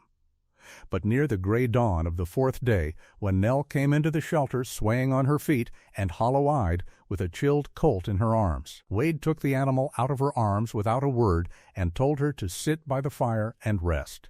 and put his own hands to the rubbing without being asked, doing it right because he had learned it right. And Nell looked at him a long moment across the little light with something in her steady face that had not been there before. And then she sat and let him, because for the first time on that rock there was a man beside her she trusted to do the thing exactly right while she closed her eyes. That was the whole of the love of it, that winter, and it was enough. It was slow, and it was small, and it came a half step at a time, and it stayed always a half step behind the work and under it, the way a thing that means to last comes on. And neither of them named it, because there was foaling to finish, and the naming of it could wait for a warmer year than this one. When the storm blew itself out on the 5th morning, and the hard white sun came up over a world of drifted snow already beginning to run, they stood at the mouths of the box canyons and counted, and the count was the kind of thing that gets told over a store stove for 20 years. Of the whole wild band Harlan Row had deeded away laughing as worthless scrub. They had lost not one grown head to the winter, not a single one, when the great outfits 3 miles out had lost their remudas by the 100, and of the mares in foal they had a near-clean crop of strong colts and fillies standing on the ground, sound and dry and sucking, the Dunbarb studs first get among them. And the Dunn's colts were the ones that stopped the old man in his tracks. Reyes walked the traps slow that morning, with his flat hat in his weathered brown hands and his hawk face working, and he stood a long time over a dark dun colt, not a day old, that already carried the dorsal stripe down its little back and the faint barring on its legs, and stood square on the good short cannon bone of its sire. Wild Spanish bar blood come down out of the rock alive through the worst storm the basin had thrown in a generation, and the old vaquero who had run wild horses 60 years on 2 ranges and buried more good stock than Cinder Springs would ever own, said only, lo, that he had never in the whole of his life seen a band winter like it, not on the finest ground he had ever heard it, and that she had read this rock like a book with the pages cut for her hand alone. And after that morning Rhea's was hers past any question of wages, hers the way an old man is loyal to a thing he has decided is true, and he never once through all the years that followed spoke of leaving, nor of the wages. She still could barely pay him, because a man does not put a price on standing at last on the right ground with the right hand at the head of it.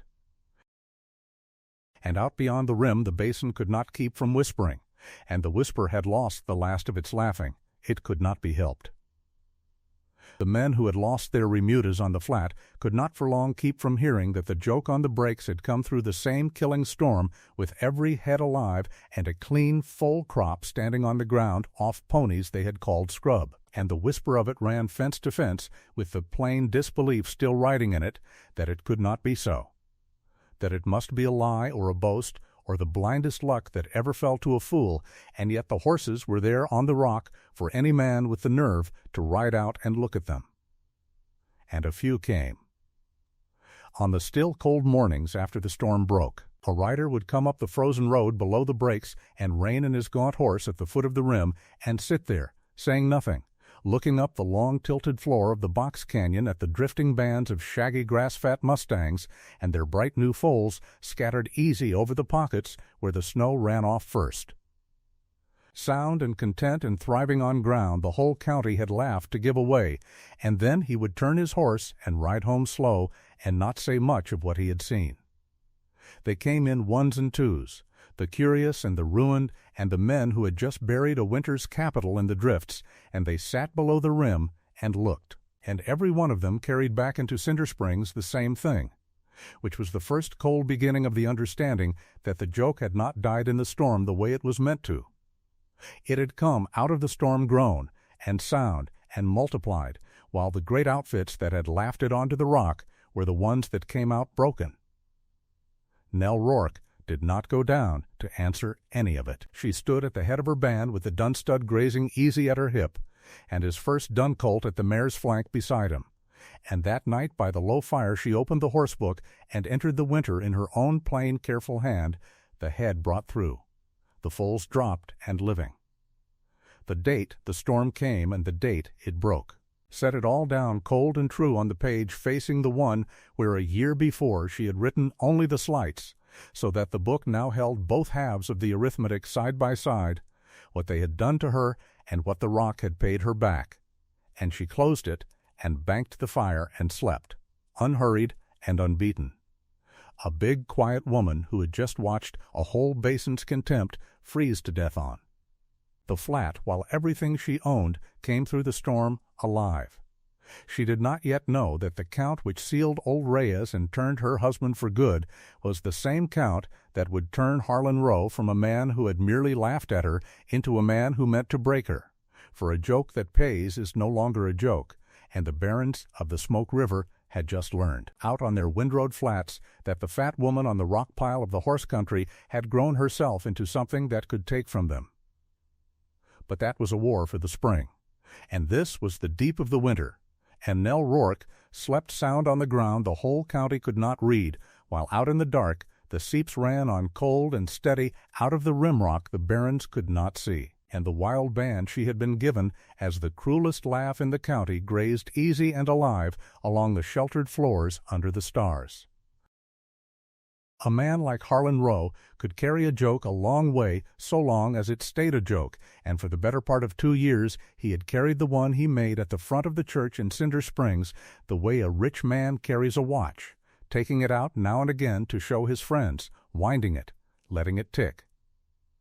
The Toller marriage was the best story he owned. He told it at the stockman's table in the Smoke River house, and he told it to the buyers who came up on the cars. The broke mustanger and the big Rourke girl deeded a band of scrub, and a canyon no cattleman would fence, and every time he told it the men laughed, because it was a good story, and because Harlan Row held their paper too, and it is a wise thing to laugh at a rich man's jokes. But a joke is a living thing, and it feeds on the same grass everything else feeds on, and the grass that winter had been the killing grass, and when the snow went off in the spring and the count came in off the flats, it was Harlan Row who was not laughing. He had wintered his remount string the way the whole basin wintered horses, out on the open flat with the wind for a shelter and eastern blood for a foundation, tall, clean-legged Kentucky-bred geldings, and the get of a thoroughbred stud he had paid $1,000 for and freighted west in a padded car. And the storm had walked over that string and taken it down by the score, the drifted washes, full of them, come the thaw, the ravens sitting fat on the fence posts of the man who set the horse price for the whole Smoke River. And up under the north rim, in the box canyons no cattleman would take as a gift, the joke had come out of the same storm hard and fat and heavy in foal, and had dropped the dun stud's first crop of colts safe on dry footing behind stone the woman had read 2 winters before for exactly this. And the county that had laughed was riding out now in 2s and 3s to sit their horses below the rim and look up at a thing that had stopped being funny. That was the turn. That was the place where the contempt in Harlan Row curdled and went from a thing he wore easy to a thing that ate him. Because a man will forgive you a great deal sooner than he will forgive you for being right where he was wrong, and Nell Rourke had been right about the very ground he had thrown away to shame her. And the shame had come home to the wrong doorstep. He did not come to it all at once. Contempt curdles the way milk curdles, a little at the edges first, and the first Nell knew of it was the sail ring. Understand what the sail ring was in that country. There was one ring worth the name within 4 days' drive of the breaks, the pole corrals and the loading chute below the Cinder Springs depot, and it ran on Row's goodwill the way the whole basin ran on it, because Row shipped more head through it than any 6 outfits together, and the man who took the commission on those pens was not going to cross him for the sake of a woman off horsethief breaks. So when Nell brought her second string down that spring, 22 head of sound short-coupled cow horses, gentled soft and standing to be handled, she found the gate closed to her. Not with a fight. Harlan Row had passed the time of fighting a thing with his hands, but with a shrug and a turned back and a great deal of regret, the ring man looking at his boots and saying the pens were spoke for. The buyers all committed, no room this season, try again in the fall, and behind it, plain as a brand, the long arm of the man in the front pew reaching out to close a door. She stood a while at the closed gate with her horses ranked quiet behind her, and Wade gone white, and still at her shoulder the way a man goes when he is deciding whether to hit somebody. And she put her hand on his arm and turned him, and they took the string back up the long grade to the breaks unsold, and that night she sat down at the plank table in the low stone house by the light of the one lamp, and she opened the book, and she wrote it down. The date. The name of the ring man. The words he had used and the words he had not used. She wrote it the way her father had taught her to write water and ledges, plainly in her careful hand, trusting the writing over any man's word, and she did not weep and she did not curse. She wrote, because a thing written down is a thing that keeps, and a woman the world has decided is furniture learns young that the quiet keeping of a true account is the last thing they can take from you. The next blow came on the wind, which is how that kind always comes. It began to be said, up and down the Smoke River, that the horses off the breaks were no horses at all, that they were outlaw stock, wild blood scrub, ewe-necked jugheads with the Mustang meanness bred so deep no amount of gentling would take it out, that a man might buy one broke and quiet and find himself sat on a snuffy bronc the first cold morning, that no cavalry on earth would put a trooper up on wild blood, that the army graded that kind out at a glance and always had. None of it came from Row's own mouth. That was not how a big man did it. It came from the mouths of men who owed him, dropped at the rail and in the wagon yard and over the bar, a word here and a word there, and words are cheap to sow and dear to answer. And inside a month the story had grown legs and walked to every buyer in the basin ahead of any horse she could bring. It hurt her worse than the closed gate. because the closed gate was only a gate, and this was a lie told against the one thing she had, which was the truth of her stock. And a lie told against a good horse is a hard lie to hate cleanly, because it wears the clothes of an honest opinion. Reyes heard it in the Mexican quarter and brought it up to her folded small and bitter. The old vaquero, who had run wild horses on 2 ranges across 60 years, and knew to the hair what wild blood was worth and what it was not. And he stood in the door of the stone house with his hat in his brown hands and told her what was being said. And Nell listened to all of it, and then she took down the book, and she wrote that down too, the lie and the shape of it, and the yards it was set in, and the day. Wade said, "Lo, what good does the writing do? They are saying it faster than you can write it," and she did not look up from the page. "It does no good today," she said. "It is not for today." Then Roe reached back 20 years and woke a dead thing up, and this was the blow that told her he was no longer playing. There had been, back in the territory's raw beginnings, a survey run through the broken country under the rim. A chained and posted survey that had lapsed and gone to sleep the way 100 paper claims went to sleep when the men who filed them died or drifted or found the ground not worth the holding, and it had lain 20 years in the courthouse dust with nobody troubling it, because nobody wanted the breaks. Now a lawyer down from the territorial capital, on ladder money though the money did not show, went into the record and blew the dust off that old survey and read it out loud in a new voice. And lo, by the old lines the 2 best springs Nell watered off of, and the mouth of her main catch canyon fell, not inside the quarter Roe had deeded her in his joke, but outside it. On ground the sleeping survey called open, ground a man might file on if a man had a mind, and a notice went up that the ladder outfit meant to take up that water and at canyon mouth for ladder grass and ladder cattle. It was a beautiful piece of work in its cold way,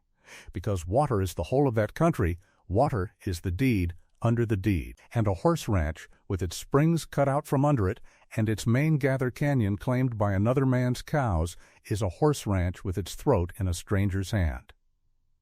Wade read the notice nailed to the store wall in Cinder Springs, and rode home in a fury fit to burst, and Reyes went quiet the way old men go quiet when a familiar evil shows its face on a new range. And Nell read the copy of it twice through slow, and then she saddled and rode the 40 miles to the county seat, and paid $1 she could ill spare to have the whole of the old survey copied out fair, every line and post and date of it, and she brought the copy home, and she laid it in the book flat, against her father's own creased map of the breaks, the map she had drawn with her own hand off the reading of 2 years, and she began the slow, patient work of setting the sleeping lie against the waking truth, line by line, date by date, to show where the old survey had been let lapse and abandoned in law, and where her own use and her own water ran unbroken, and it took her the better part of a week of nights. And when it was done, it was not a diary any longer, and it was not a woman's private grievance. It was a case. And still he came on, because a man leveraged as deep as Harlan Rowe was leveraged has no gear but forward, and here at the last he put down the watch and the joke entirely and reached for the old weapons, the ones the Mustang country had always kept close to hand, the weapons of the range war that country had bled through before there was a courthouse to lie in. Riders began to be seen along her rim that had no business on it. One gray dawn Reyes came up from the lower canyon at a hard trot to say the band had been run in the night, pushed and scattered off the good grass by shod horses in the dark, 2 colts hurt in the rocks, and a good young mare down with a foreleg smashed on the scree where no wild horse in its right mind would have run itself. And there were the sign of the shod horses plain in the soft ground, driven in and driven out. Then a rifle spoke one evening from up on the rimrock, far off and unhurried, and a bay 4-year-old grazing the bench dropped where it stood, shot clean through. And no man showed himself, and no man had to, because the message needed no signature. Your horses can be scattered, and your horses can be shot, and you cannot watch every mile of rim in the dark.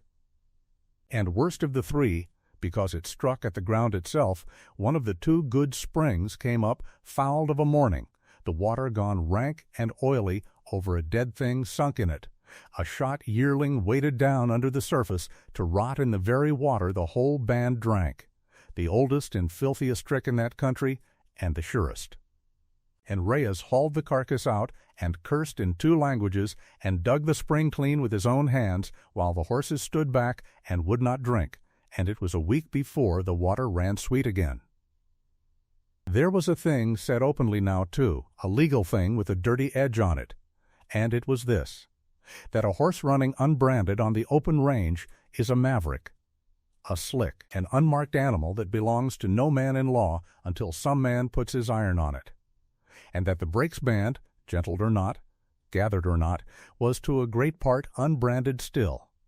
and therefore any man who could lay a rope on one of those slicks out on the open ground might lawfully burn his own brand into it and call it his, and ladder riders would be much obliged to gather ladder slicks wherever they found them. It was a claim built to eat her alive,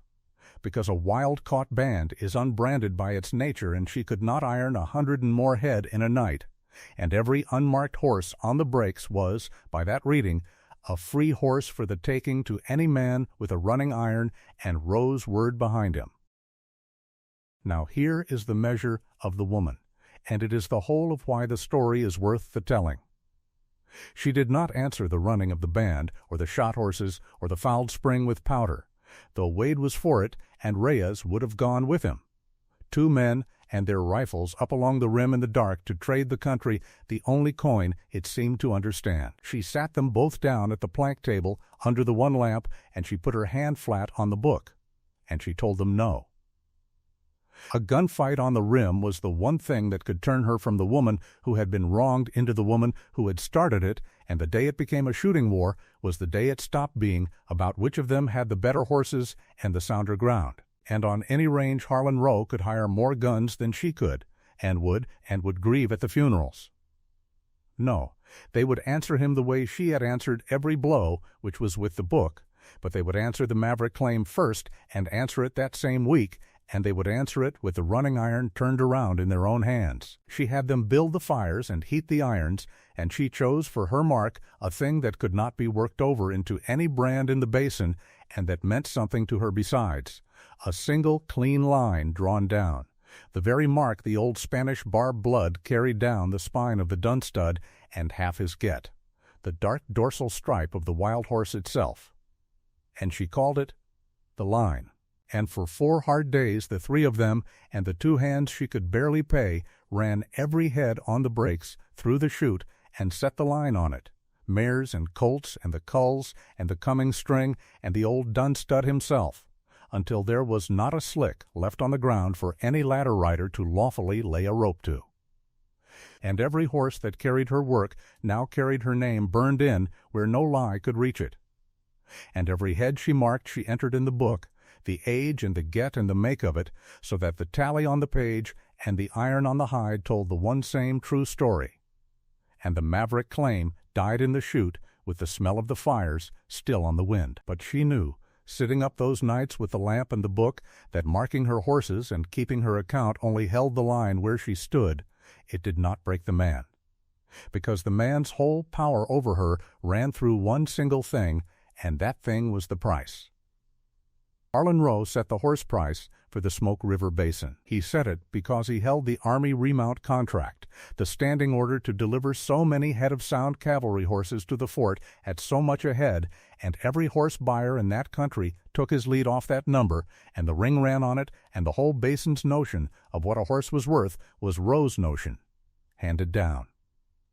So long as that was true, he could close his ring to her and starve her slow, no matter how good her stock nor how full her canyons. Because a horse you cannot sell is only a horse that eats. She had turned it over in the book 100 ways, and it always came back to the one place. She did not need the ring, and she did not need the basin's buyers, and she did not need Harlan Roe's leave to sell a horse. She needed the man Roe sold to. She needed to go over Roe's head and straight to the Army itself. So in the last of the summer she cut out the best of what the Breaks had made, 16 head of the soundest, hardest, best gentle horses on the place, short-backed and clean-legged and flint-footed. the very cream of the Dunstud's work and the foundation mares, and she did not take them the 2 days down to the closed ring at Cinder Springs.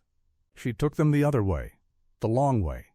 6 days and better across the dry country to the fort, Reyes on the point and Wade on the drag, and Nell riding the swing with the book in her saddlebag, watering at the seeps she had off her father's teaching reed out of the very shape of the land, and she brought that little string in off the desert at the end of a week, gaunted a trifle from the road, but hard as iron and every hoof sound, and she asked at the gate for the officer who bought the army's horses.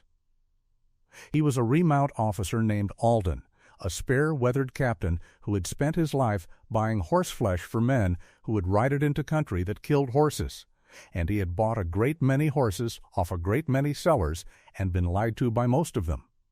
And he came out to the post corral expecting to be lied to again by a big plain woman off some scrub range he had never heard of. He did not know yet that he was about to be handed the truth for once, written down. Because here at last, at the fort, 6 days from the man who had closed every door to her, Nell Rourke's long patience came due. Captain Alden did not care one straw for Harlan Rowe's word or the Basin's gossip or the story about wild blood no cavalry would ride. The army did not buy on a man's say-so, the army bought on trial. And the trial was the one court in the whole of that country where the truth of a horse could not be talked away. And it was the exact court Nell had spent 2 years building her stock to stand in. They put her 16 against the run of what the contract was bringing in that season, and much of what the contract was bringing in that season was the pampered eastern bloodstock the whole West was breeding for the remount trade. The tall, handsome, clean-headed geldings that looked like a horse ought to look.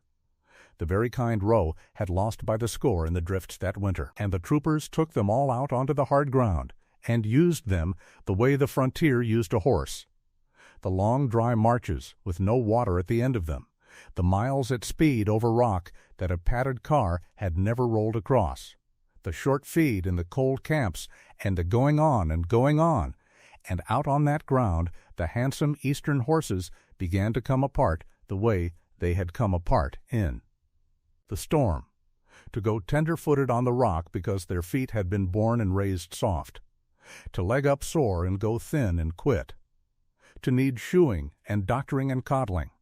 while the little hard-breaks horses with the flint feet the rock itself had made, and the deep grass, hardy wind, and the short sound bone went out day on day, and came back, and ate, and went out again, and did not quit. Footsore of nothing, sound of everything, doing the frontier's work in the frontier's country because they had been bred out of that country and read out of it and made for exactly it.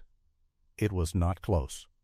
Captain Alden had spent 30 years learning to see precisely the thing that was standing in front of him in his own corral, and what he saw was that the big quiet woman had brought him the soundest, using horses that had come across his trials in years, and he wrote it in his own report in his own hand, and he bought all 16 head on the spot at the Army's own price, over Rowe's price, the number set at the fort where Rowe's arm did not reach, and he told her plainly to bring him more of the same. As many as the breaks could make, that the army wanted the hard horse and not the handsome one, and always had wanted it, whatever the gentleman on the Smoke River had been selling them. She rode home the long 6 days with the book and an army voucher and a standing want for every sound horse she could raise, and the word ran back into the basin ahead of her the way the lie had run out, only this word was true and could not be answered, because you cannot gossip down a thing the army has bought and written its name against. The Breaks horses had gone to trial against the best of the eastern blood in the one court that could not be bought, and had been graded sound and hard and true, and Nell Rourke's mark, the single clean line she had burned in over the Maverick lie, stopped being the joke's brand and became, from that season on, the mark that meant sound stock in that district, the horse a knowing man asked for by name. The buyers who had turned their backs at the closed ring on Rowe's word began to find their way, quiet and a little shamefaced, up the long grade to the stone house under the rim, because a buyer will forgive himself a great deal for the sake of a horse that does not quit, and Nell met them at her own corral on her own ground and named her own figure. And they paid it, because the fort had already told them what the horse was worth, and the fort did not lie. And down in Cinder Springs, at the stockman's table in the Smoke River house, Harlan Rowe stopped telling the story of the Toller marriage, because it had quit being his to tell. The price he had set for the whole basin all those years, the single number his whole power stood on, had cracked clean across the day the Army bought 16 head off the breaks over his head, and everybody who lived by horses in that country had heard the crack. And a price is like a dam. It does not have to fall to be finished. It only has to show the first wet line down the face of it where the water has found the flaw. Rowe still held the contract, for now. He still held their paper, for now. But the number was no longer only his, and a man whose whole grip is one number is a man in trouble the day the country learns there is another number, set 6 days away at a fort by a captain who had put her horses to the only test that told the truth and let the truth stand. Nell closed the book that night on a good day's entries and set it back on its shelf, and she did not gloat, because the account was not yet balanced, and she of all people knew the difference between a thing begun and a thing finished. But she had broken his hold on the price, and she had done it without firing a shot, and out in the dark of the box Canyons, the band she had been given for a joke, stood sound, and marked and sold ahead a year, and the wet line was running down the face of Harlan Rowe's dam, and only one of the two of them could yet read exactly how fast. And a man like Harlan Rowe does not read a thing like that and go quiet. He read it the way he read every hard number that had ever come across his desk, with his jaw set and his mind already reaching past the figure for the lever that would set it right, the trials done at the fort and gone against him, the remount officer's word passed hand to hand down the length of the Smoke River that the Breaks horses stood the frontier better than any eastern blood animal in. The basin, the Dunstuds become in one short season the sound stock of the district, and the price of a using horse called out now over Nell Rourke's corrals up in the broken country, and not over the latter's sail ring in Cinder Springs the way it had been called out for 20 years. He read all of that, and he did not go quiet, because Harlan Rowe had never once in his life met a number he could not bend if he leaned on it long enough and heavy enough, with money and men and the plain unarguable weight of being Harlan Rowe, and he did not believe, even then, even with the winter's dead remuda still lying frozen in the coulees off his home range, that a big plain horse coper's daughter with a tally book against her hip was any different from the rest of the numbers he had bent in his time. So he fought it. He fought the end the way big men fight the end, which is to say, he fought it with more of exactly the thing that had already begun to sink him, and every stroke of it drove him deeper, and the deeper it drove him, the harder he swung, because a man who has spent his whole life setting the price cannot make his mind go around the plain fact that he has stopped setting it, and that somebody else is setting it now, and that the somebody is the woman he had married off as a joke from the front pew of a church 2 years before, while the whole county laughed. He brought in more lawyers. He had always kept a lawyer the way he kept a good horse, close and well fed and ready, but now he brought in 2 more off the railroad down at the county seat, sharp town men in dark coats who took his money and filed his papers and refiled the old dead survey against her springs a 3rd time under a new head, and drew up long, careful arguments that her unbranded stock, running loose in the breaks, were mavericks any man might gather under the range custom of the country, and pressed the land office to hold up the patent on her quarter over a technicality of the original filing that not one clerk in the office could quite make stand up when he read it in the cold light of the morning. He hired more talk, too, which had always been cheaper than lawyers, and had always worked better for him. He set men to loafing at the freight dock and the feed store and the long bar of the cattleman's house to say, easy and unhurried the way talk does its work, that the Breaks horses were outlaw wild blood scrub that would break down under a saddle inside a year, that the officer at the fort had been green and had been fooled, that the woman up in the canyons was overreaching and undercapitalized and would come apart the first hard season the way overreaching outfits always did, and that a wise man would hold off buying her stock or lending against her paper until the thing fell in on itself, as it surely would. And he sent wire. He sent a great deal of wire that spring and that summer, down the line to the commission houses and the buyers and the two banks that mattered and the men he knew in the territorial offices, spending on the telegraph key what a careful man spends on a whole season's hands, calling in the long, slow debts of favor and fear that a man like Harlan Rowe spends a lifetime laying up. And every wire cost him, and every wire went out over a price he no longer controlled, and that was the thing he could not see and she could see plain as the rimrock. He was fighting a horse and remount price with money, and she was the horse and remount price, and so every dollar he spent to break her he spent, in the end, into her. And a man who cannot see that is a man who will spend himself all the way down and never once understand the ground shifting under his boots, and Harlan Rowe could not see it, and spent, and shifted, and swung the harder for the shifting. The lawyers had to be paid whether they won or lost, and they were losing. The loafers at the bar drank on his tab and told his talk, and the talk did not sell one head of his dead remuda nor raise one live foal on his frozen grass.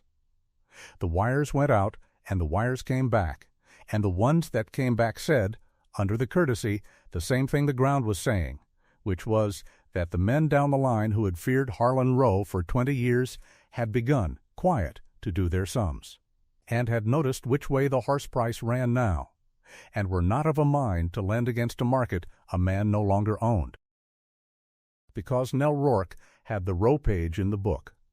She had opened it a long time back, quiet, the way she opened every account she meant to keep honest to the end, one clean page ruled off from the rest with the man's name across the top and the date underlined once, and she had been posting to it ever since, slow, a line at a time, the way water posts to stone. She was not guessing at Harlan Rowe. A woman who reads does not guess. She reads, and there is always something to read if you are patient and plain and willing to be thought simple while you do it. And Nell Rourke had been thought simple by better men than Harlan Rowe her whole life, and had learned young to let them go on thinking it while she took her reading. So she read him. She read him off the rail buyer first, the horse and cattle buyer down at the railhead, who had lowballed her first honest string, and then, after the Fort trials, had come around to buying at her figure and talking freely at her scales the way a man talks when he has decided which way the wind has finally set. And it was the rail buyer, over a season of small, easy talk while he counted her geldings through the chute, who let fall which of the latter's shipments had come up short in the winter and by how much, and which of Rowe's drafts had been carried over instead of paid, and how the commission house had begun, quiet, to hold his settlements a little tighter than they had held them the year before. She read the rest of him off her own lawyer, a dry, careful little man at the county seat she had put on retainer the day she understood the war had truly opened, and who earned every dollar of it going through the public record with a wet thumb. The clerk's mortgage book and the deed book and the judgment docket, all of it open to any citizen who cared to walk in and ask and had the patience to. Sit with it a full day, which no one ever did, because reading is slow and dull and beneath a busy man, and beneath a proud one most of all. And it was all there, laid out in the clerk's plain hand for anyone with the patience to gather it, which notes on the latter were held where, and by whom, and against what security, and which fell due and when, the big spring note to the Territorial Bank. The two carried drafts to the commission house, the second mortgage he had laid across his own home range and horse corrals the year of the winter to cover the dead remuda and the fight, the lien the freight company had filed and not lifted. She gathered it slow, over the better part of a year, off the rail buyer and off her lawyer and off the public record, a line at a time. And she posted every line to the Rowe page in her own moving hand by the lamp in the low stone house, and she never spoke a word of it to a living soul, not to Reyes and not to Wade, because a thing you were still reading you do not read aloud. And when the page was full, when she had every note and every due date and every dollar he had slipped behind, when she could sit with the book on her knees and see the whole shape of Harlan Rowe the way she had once sat with the first creased map and seen the whole shape of the breaks, she knew, the way she had known the dun stud was old Barb Blood, The first morning she glassed him off the rim, exactly how far behind the big man had fallen and exactly what it would take. And it was less than the town would ever have believed, because the town looked at Harlan Row and saw the front pew, and Nell Rourke looked at Harlan Row and saw the ledger, and the ledger does not care where a man sits in church. Then the district remount contract came up. It came up the way it came up every second year, the Army's standing order for so many 100 sound saddle horses of a stated age and hand and soundness, delivered on the hoof at the fort by a stated day, at a price bid, and let and bound, the contract that had been Harlan Row's for as long as anyone in the basin could remember. The true root of him, the thing that had let him set the price of every using horse on the Smoke River for 20 years, because the man who holds the Army's order holds the market, whether the market likes it or not. And everyone in Cinder Springs assumed it would be Row's again, the way they assumed the sun, because a contract like that is not merely bought, it is delivered against, and a man cannot deliver 400 sound horses of a class and an age against a hard Army day unless he has 400 sound horses of that class and age standing on his grass ready to go. And everyone in the basin knew that Harlan Row's grass was a graveyard of Eastern blood that winter had killed, and that the only outfit on the whole Smoke River with hundreds of hard sound grass wintered. Horses of exactly the class the Army wanted, standing broke and ready in the box canyons, was the one they had all laughed at from the pews. She took it. She took it quiet, and she took it plain, the way she did everything,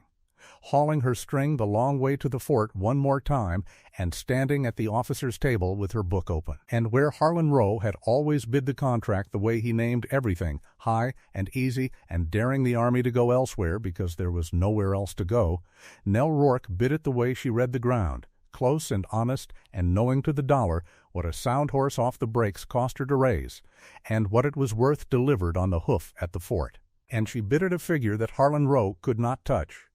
because he could not deliver against any figure at all, high or low, having no horses left to deliver. And she could deliver against a figure that would have starved him, having the horses and the grass and the canyons and the dun studs get and the book. And the officer, who had run the trials himself and had seen the breaks horses stand a country, let the contract to her mark, and it was signed and bound and posted, so many hundred head at so many dollars the head across 2 years.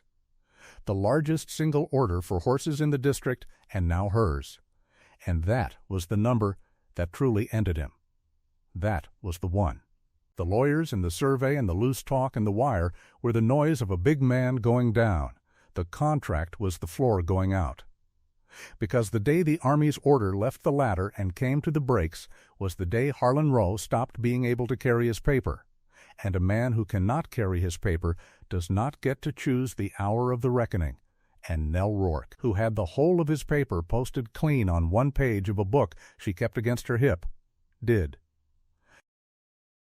It ended, as those things ended in that country, on the courthouse steps. The Territorial Bank called the spring note when he could not renew it and could not pay it, having no contract to pledge against it now and no clip of horses to sell into a market whose price she named. And the commission house filed on the carried drafts behind the bank, and the second mortgage across his home range and his horse corrals came due into a hand that would not carry it either, and it all rolled together the way debt rolls together at the last, fast, after being slow for so long, and the sheriff posted the latter for sale under the deeds of trust, the home range along the Smoke River that Row's own father had claimed, the big horse corrals and the loading chutes and the sale ring where the price of the basin had been called out for 20 years,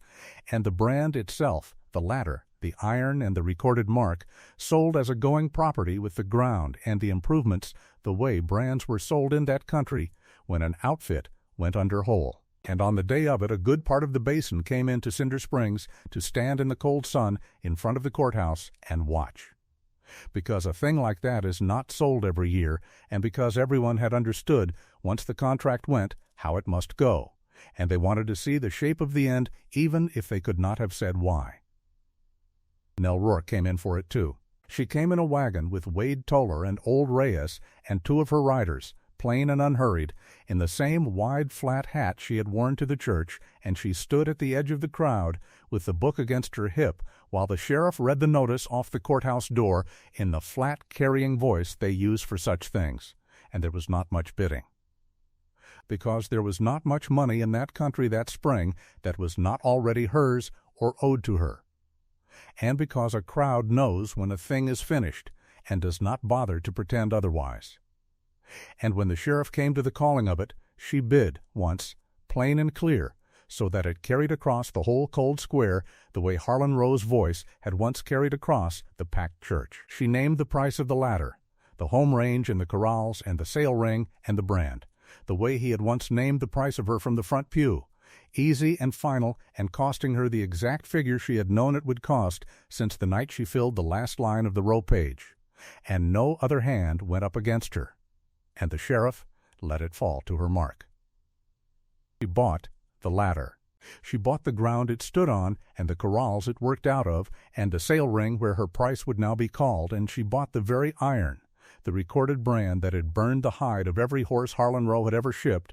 bought it the way a person buys a thing she has finished reading, without heat and without speech and without one backward look, and paid it out of a horse outfit that 2 years before had been a joke about a band of worthless Mustangs running loose in a canyon nobody wanted. Set it down in the hard figures, because the hard figures are the whole of it, and always were. When the last hammer fell on the courthouse steps, the mark that had run out of horse-thief breaks stood better than 2,000 head of sound grass, wintered horses on grass and water that were patented free and clear in Nell Rourke's own name. The quarter and the springs and the canyon mouth surveyed and proved and stamped final at the land office at last, the 20-year dead claim against her water thrown out for good with the deed on top of it. Horse-thief breaks hers on paper the way it had been hers by reading since the first morning off the rim. She held the district army remount contract bound and posted. So many hundred head of sound horses a year at her figure across 2 years, the true root of the basin's horse price pulled up out of the ladder's ground and reset in hers. She held the ladder itself, its home range along the Smoke River, and its horse corrals and its loading chutes and its sail ring, bought whole off the courthouse steps at the price she named, and she held the recorded brand, the iron that had priced her, priced now in its turn and hers.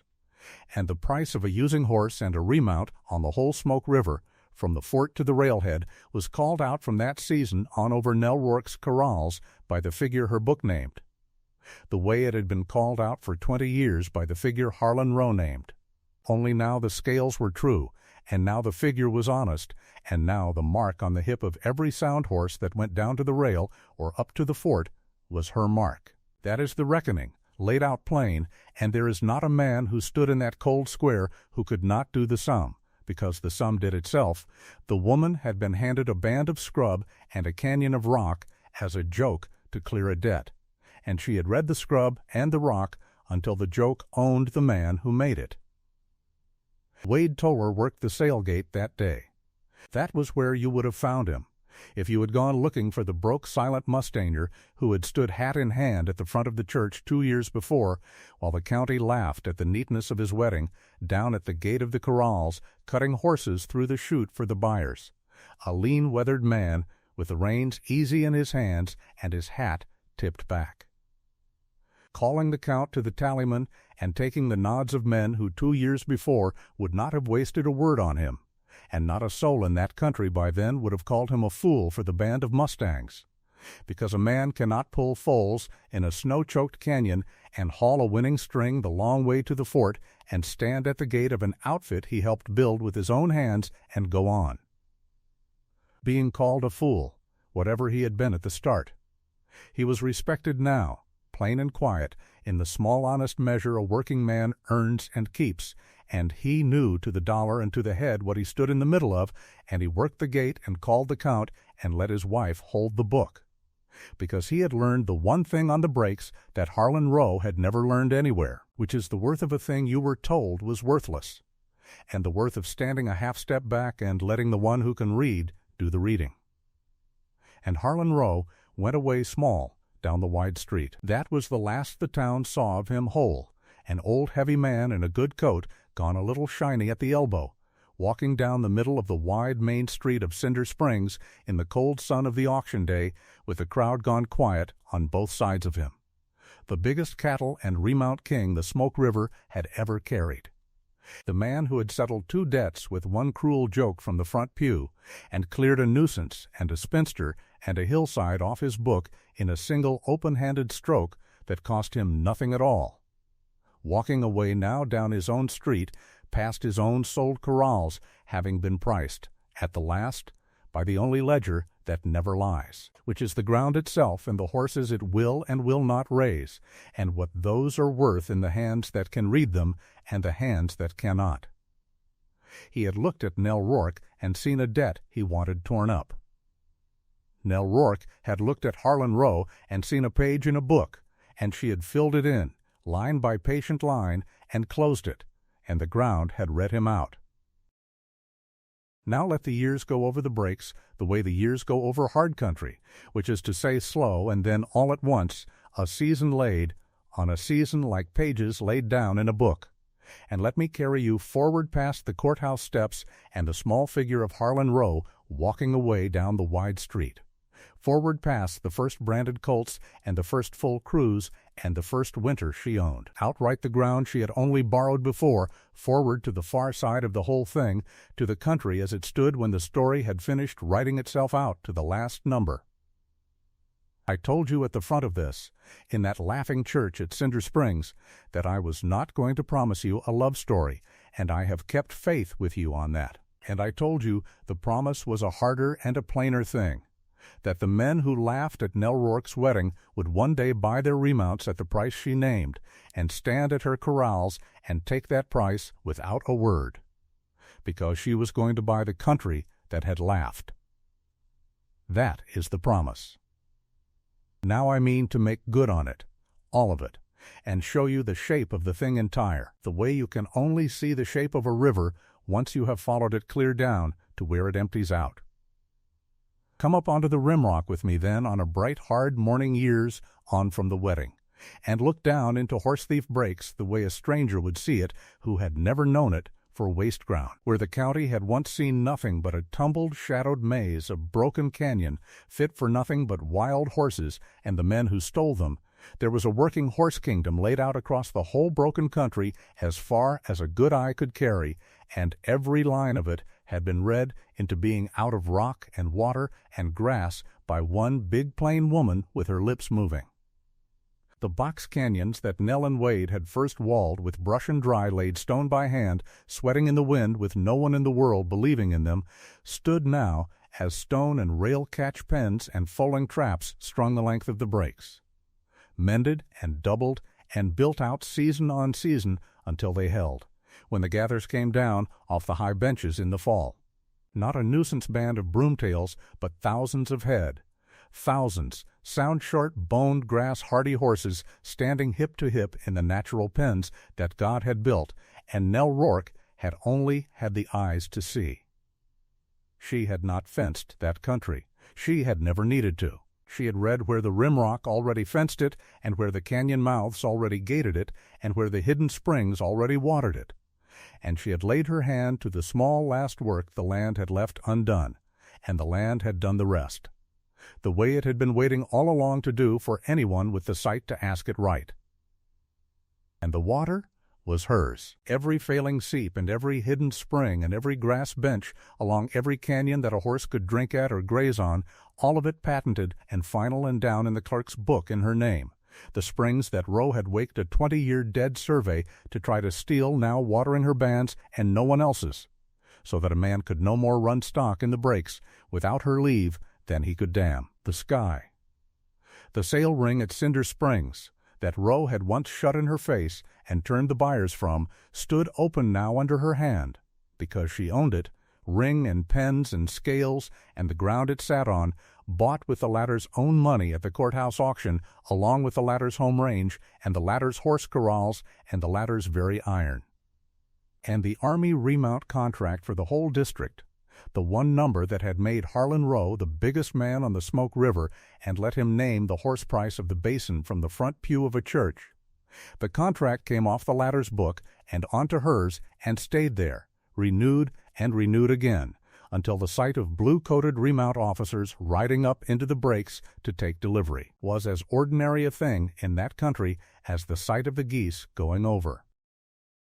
I want you to hold one plain number in your mind, because it is the number the whole story was always walking toward,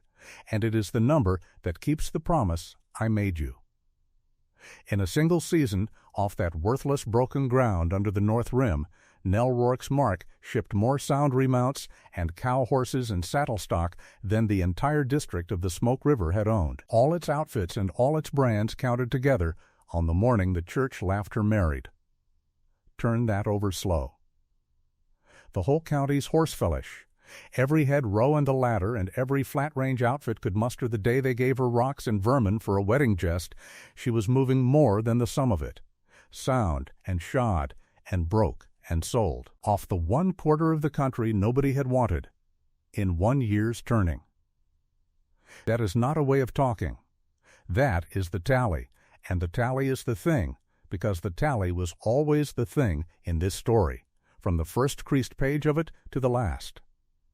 They knew her mark by then from the fort to the railhead and a long way past, and it was a plain mark. The way everything true about her was plain, a single straight line, a bar down the shoulder, the stripe they took to calling it, and there was a reason for that mark that only she and Reyes and Wade and maybe one old vaquero at the fort ever rightly knew. She had taken it off the back of the dun. That first cold morning up on the rim, reading the wild band sight unseen while the county was still laughing, the thing that had told her the blood was old and the blood was true was the dark line running the length of the dun stallion's spine, the dorsal stripe of the old Spanish barb carried down out of some conquistador's remuda across 300 years of hard desert breeding. The mark of the ancient sound blood that the flat-range men with their soft eastern studs had bred clean away and never missed. She had read her whole fortune in that one dark line down a wild horse's back when it was the only asset she owned in the world, and when the day came that she had horses of her own to burn a mark into. She did not reach for her own name or her husband's or any letter at all. She burned that line. Every colt and filly that went off the break sound and sold carried the stripe on the left shoulder, the mark of the blood the country had thrown away, and the men who paid hard money for a horse under that brand were paying, whether they knew it or not, for the one thing Nell Rourke had seen on a cold morning that not another soul in the basin had eyes to see. And the dun himself, the old barb stud that had thrown the whole line, he was still there. Gray around the muzzle now, gray come into the dark hair over his eyes and along his jaw, gone a little sunken above the eye the way the very old horses go, and moving stiff on cold mornings the way she moved stiff herself now, for the years had not spared either of them, and neither one of them had ever asked to be spared. But he walked at the head of the band yet. That stud walked out ahead of his mares and his sons' sons in the cool of the day, with his cracked old flint hard unshod feet sure on the rock. And he walked at her side. That was the picture the crews all knew, and the buyers all remarked, and the country finally learned to hold in something near to reverence. The big gray templed woman on foot in the canyon bottom in her flat felt hat with her ledger under her arm, and the old gray muzzled dun stud pacing loose and unhaltered at her shoulder, like a dog that loved her. The two of them gone old together at the head of a nation of horses that had come, every last hoof of it, out of the reading the one had done of the other on a morning when the whole world was laughing. He did not have to be led. He had never once in all those years had to be led. He walked with her because she was the first human creature that had ever looked at him and seen what he was instead of what he was worth as scrap, and a horse remembers that, a horse remembers it to the grave, and so does a woman. Old Reyes was still there too, though the 60 years he had carried when he first signed on for wages she could barely pay had gone to something past counting now, and the black hair at his temples under the flat vaquero hat had gone to iron gray and then to white. He did not gentle colts himself much any more. His hands had stiffened and his eyes had softened at the edges, and he sat a horse now the way very old riders sit, easy and economical, and letting the horse do the thinking on the bad ground. But he ran her cruise. Every gather that came down off the benches in the fall, every string that got made in the pens through the winter, every green colt that got started in the round corral, all of it ran under old Reyes's word. Because he had watched a big plain woman read a wild band on a cold rim when he was an old man already and she was nobody, and he had known inside a week that he would follow her past any question of wages until one or the other of them was in the ground. And he had. And he did. He had a house of his own now down by the corrals, and grandsons of his own riding in her cruise under the stripe. Dark, handsome boys who could read a horse the way he had taught their fathers, and he had taught her nothing. For she had come to him already knowing, off the boat with her dead father's whole craft in her hands, but they carried his craft and her mark down into the years. And that is how a thing lives past the people who made it. And Nell Rourke knew it, and had built it a purpose so. And the book. I have been telling you about the book since the first minute of this story, the running ledger she started up on the rim that first day, the horse book of blood and feet and wind, the account she kept the way her father had taught her and set nothing down, and that was not true, the diary that turned into a case that broke Harlan Row one written number at a time. That book was not one creased page any longer. Down in the canyon where the biggest of the springs ran cold and steady the year round, Nell Rourke had built herself at last a house. And she had built it the way she did everything, reading the ground first and arguing with the weather never. A low, long house of dressed native stone set with its back into the south wall of the canyon out of the killing wind, thick-walled and small-windowed and warm, the kind of house that does not fight the country but hides in the lee of it and lasts. A house built against the weather by a woman who had spent her whole life learning exactly what the weather could do. And in one cool inner room of that stone house, in a locked case built for the purpose, stood the ledgers, not a page now, but a shelf of them, a long row of thick-bound books gone soft at the corners with handling, every gather, and every full crop, and every string, and every sale, and every dollar in, and every dollar out. 30 years and more of the truest account ever kept in that country, running back and back through the fat years and the war with Roe and the killing winter and the first small. String sold for chicken feed money back to the very first creased page with the very first wild band read on it in a young hand up on a cold rim. She could put her hand on any number in it in a moment. She had never once had to. It was all in her still, every figure of it. The way the whole shape of the breaks was in her. But she kept the case locked and the books dusted and in order all the same, because that row of ledgers was the real deed to the country, truer than anything in the clerk's book at Cinder Springs, and she knew it. And she meant it to be found and read and understood by whoever came after,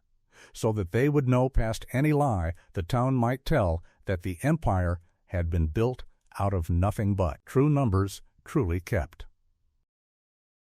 Now I have put off the man as long as the story will let me, the way the woman herself put him off, and I will tell you about Wade Toller.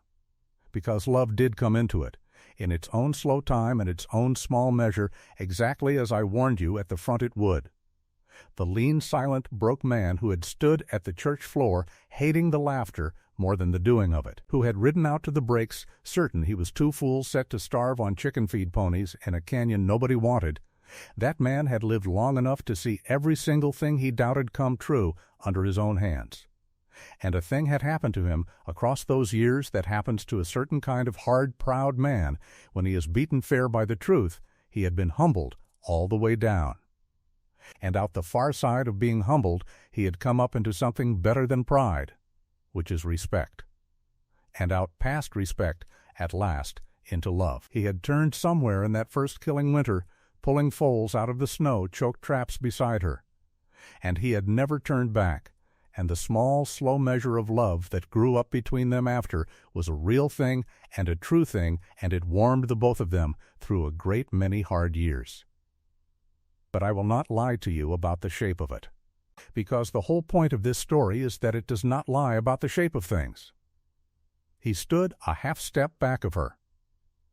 That is the plain truth of the man at the end, and he had made his peace with it, and more than his peace, Wade Toller stood a half step back and a half step to the side of Nell Rourke at the corral rail and the sail ring and the head of the cruise, the way a good man stands by a great one, near enough to be counted hers, and far enough that no one ever once mistook whose country it was. The love had arrived, the small honest measure of it, late and quiet and real. But the empire kept the crown. It had always been hers, read into being out of rock by her eyes and her father's dead craft in her hands, and the love did not divide it, and did not soften it, and did not so much as ask to, and Wade would have been the first and the hardest to tell you so. He worked her sailgate. He was respected up and down the Smoke River as her right hand and a good hand in his own right. And he stood in her shadow, a half step back, and was glad of the shade. And that is the truest thing that can be said of the love in this story, and it is enough, and it is more than the church that laughed them married would ever have believed a woman could keep and a man could bear. And the men who laughed. You have been waiting for them, and you have every right to them, for I promised them to you in that church, and a promise is a promise. They came to her, not all at once, and not with any grand humbling, for the country does not work that way. They came the slow, ordinary way, one hard season at a time, the way a debt comes due. The flat range outfits whose pampered eastern horses had died by the hundred in the killing winter came to the breaks to buy sound stock to build back with, and the price they paid was the price Nell Rourke named over her own scales in her own ring, and they paid it. The young bucks who had dared each other to laugh at the crazy Rourke woman grew into hard-pressed men who needed wages, and they rode up the north road to the stone house in the lee of the wind and asked her crew boss Reyes for work. And the ones who could ride and would learn got it, and they drew her wage and slept in her bunkhouse and gathered her horses under her mark and were glad of the place. The very sons of the men who had settled 2 debts with one cruel joke in the front pew bought their remounts and their cow horses and their kids' first ponies under the stripe, because there was no better horse to be had in that whole country, and there never would be again. And they took the price she named and touched their hats and said ma'am, and rode home on breaks-bred horses that would carry them sound and true across the hardest ground the frontier had, and never once, most of them, put it together that they were living out the exact word the woman had said low under her breath in a laughing church before any of it began. And Harlan Rowe. He had gone away small down the wide street, and the country closed over the place where he had been the way water closes over a stone, and there is not a great deal more to say of him than that, which is itself the last hard number in the account. The biggest cattle and remount king on the Smoke River, the holder of the district contract, the man who had named the horse price of the whole basin from the front pew and cleared a bad debt and unloaded a hillside and rid the county of its oldest standing joke all in one open-handed stroke that cost him nothing, he was gone. And his brand was hers, and his range was hers, and his contract was hers, and his sail ring was hers, and the springs he had tried to steal were patented in her name, and the worthless band of wild Mustangs he had thrown in to sweeten the jest had bred up into the horse empire of the high desert and paid for the burying of everything he owned. He had made, that bright morning in the church, a mistake so large that the size of it had taken years to come clear, and it had come clear slow, one number at a time in a book he never saw, and by the time the last number was written down, it had read Harlan Rowe clean out of the country he thought he owned. He had told her, the day he married her off, to go and enjoy her broomtails. She had. She had enjoyed them to the length and breadth of the whole Smoke River basin,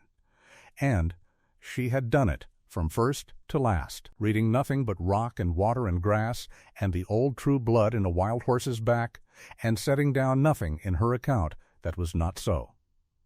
So there it is, the shape of the thing entire, followed clear down to where it empties out. The county looked at a big, plain, quiet woman in a broken band of wild horses and 160 miles of canyon nobody could hold, and it saw 3 worthless things and laughed to see them married together, and it went home and told the joke and slept. But the woman had a truer set of books than the county did, and so did the country under her feet, and in the end there is no lie a town can tell that the ledger will not correct, given years enough and a hand honest enough to keep it. The worthless band was the truest wealth on the plateau. The worthless ground was the only kingdom worth the holding. The worthless woman read the both of them right when not one soul in the basin could see past the word worthless to the thing itself, and she wrote out the whole account true, page by page, fold by fold, dollar by hard dollar, until the sum of it stood up plain for the whole country to read. The horses and the ground had been the ledger all along. They were the truest ledger ever kept on the Smoke River. And when the last figure was entered, and the account was closed, and the books were locked in their case in the low stone house against the weather, that ledger read out clean and final and past all argument. In the plain, hard hand of a woman the whole world had laughed at, it read Nell Rourke into everything. And it read Harlan Rowe out.